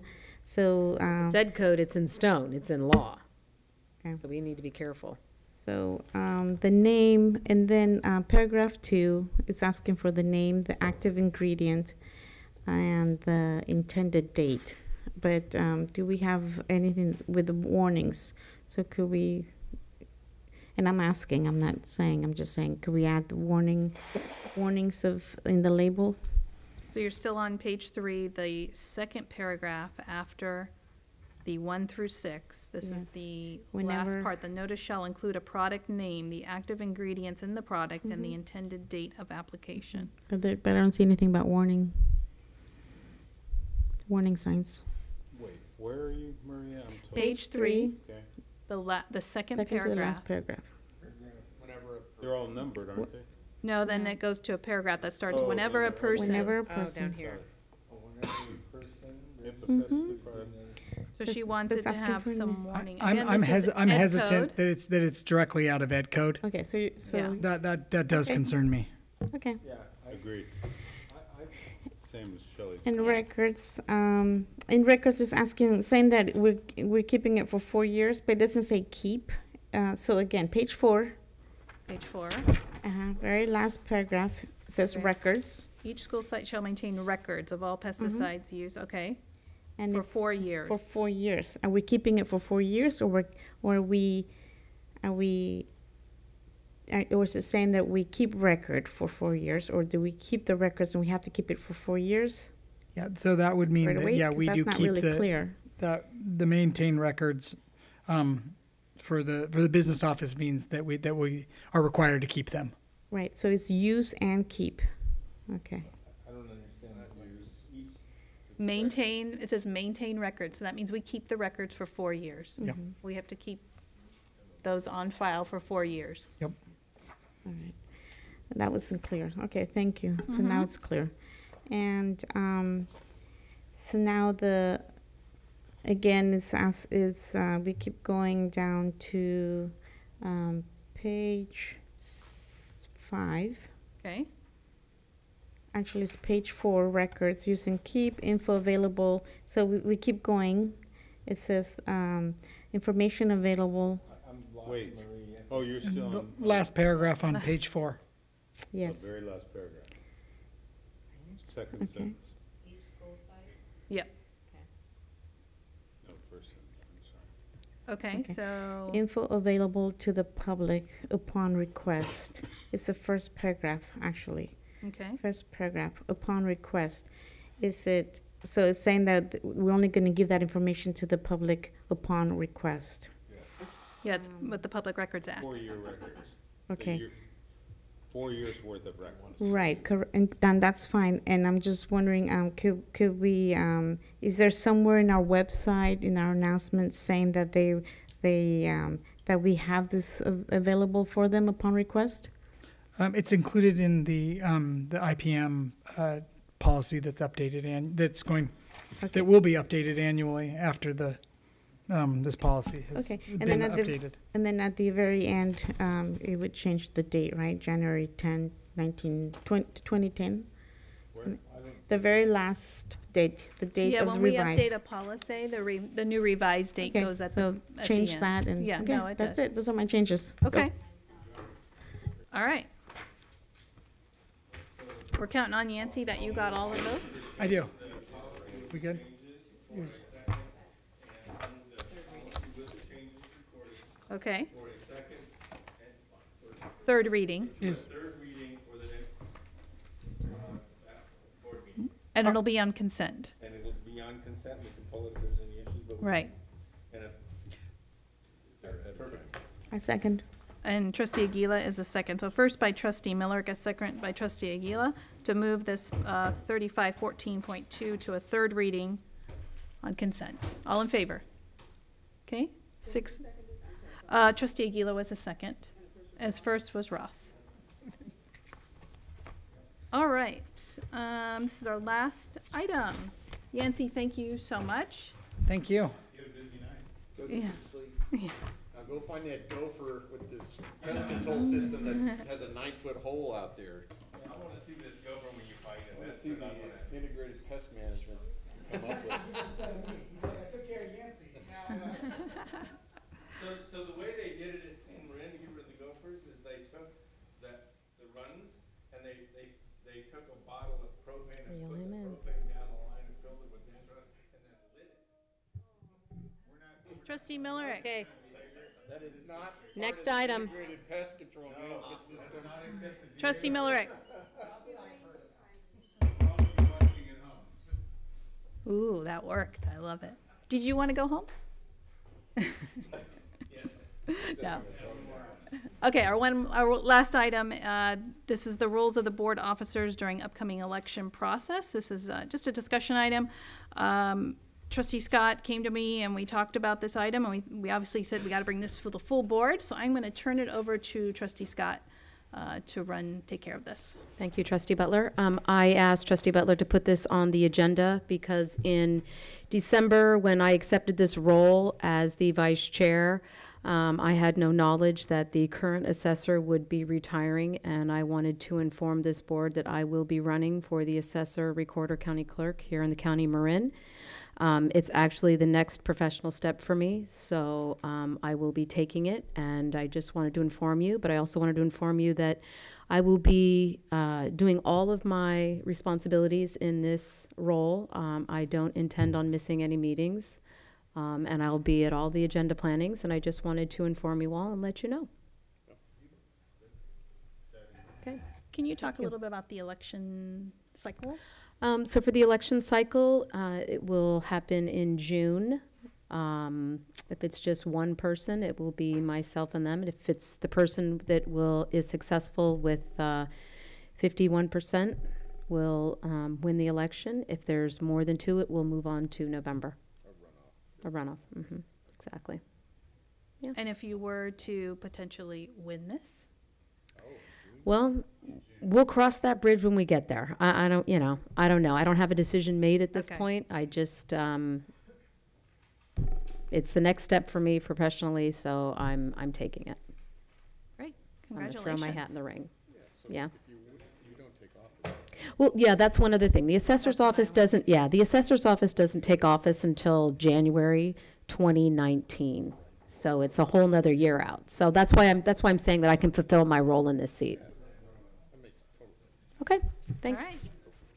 So there's no further questions. I'm gonna adjourn. Our next meeting is January 30th, a regularly scheduled meeting. Look for the tentative agenda in your packet on Friday. There's a lot of committee meetings this next week. So if you're on a committee for next week, make sure you pay attention to the Friday update and what committee you're on and where you need to be. I just noticed that there was just quite a few, so just pay attention to that. And I will see many of you tomorrow in Sacramento. Oh, and our board retreat, remember, got moved to February 10th, from February 3rd to February 10th. So thank you, from 9 to 12. Yeah. This meeting is adjourned.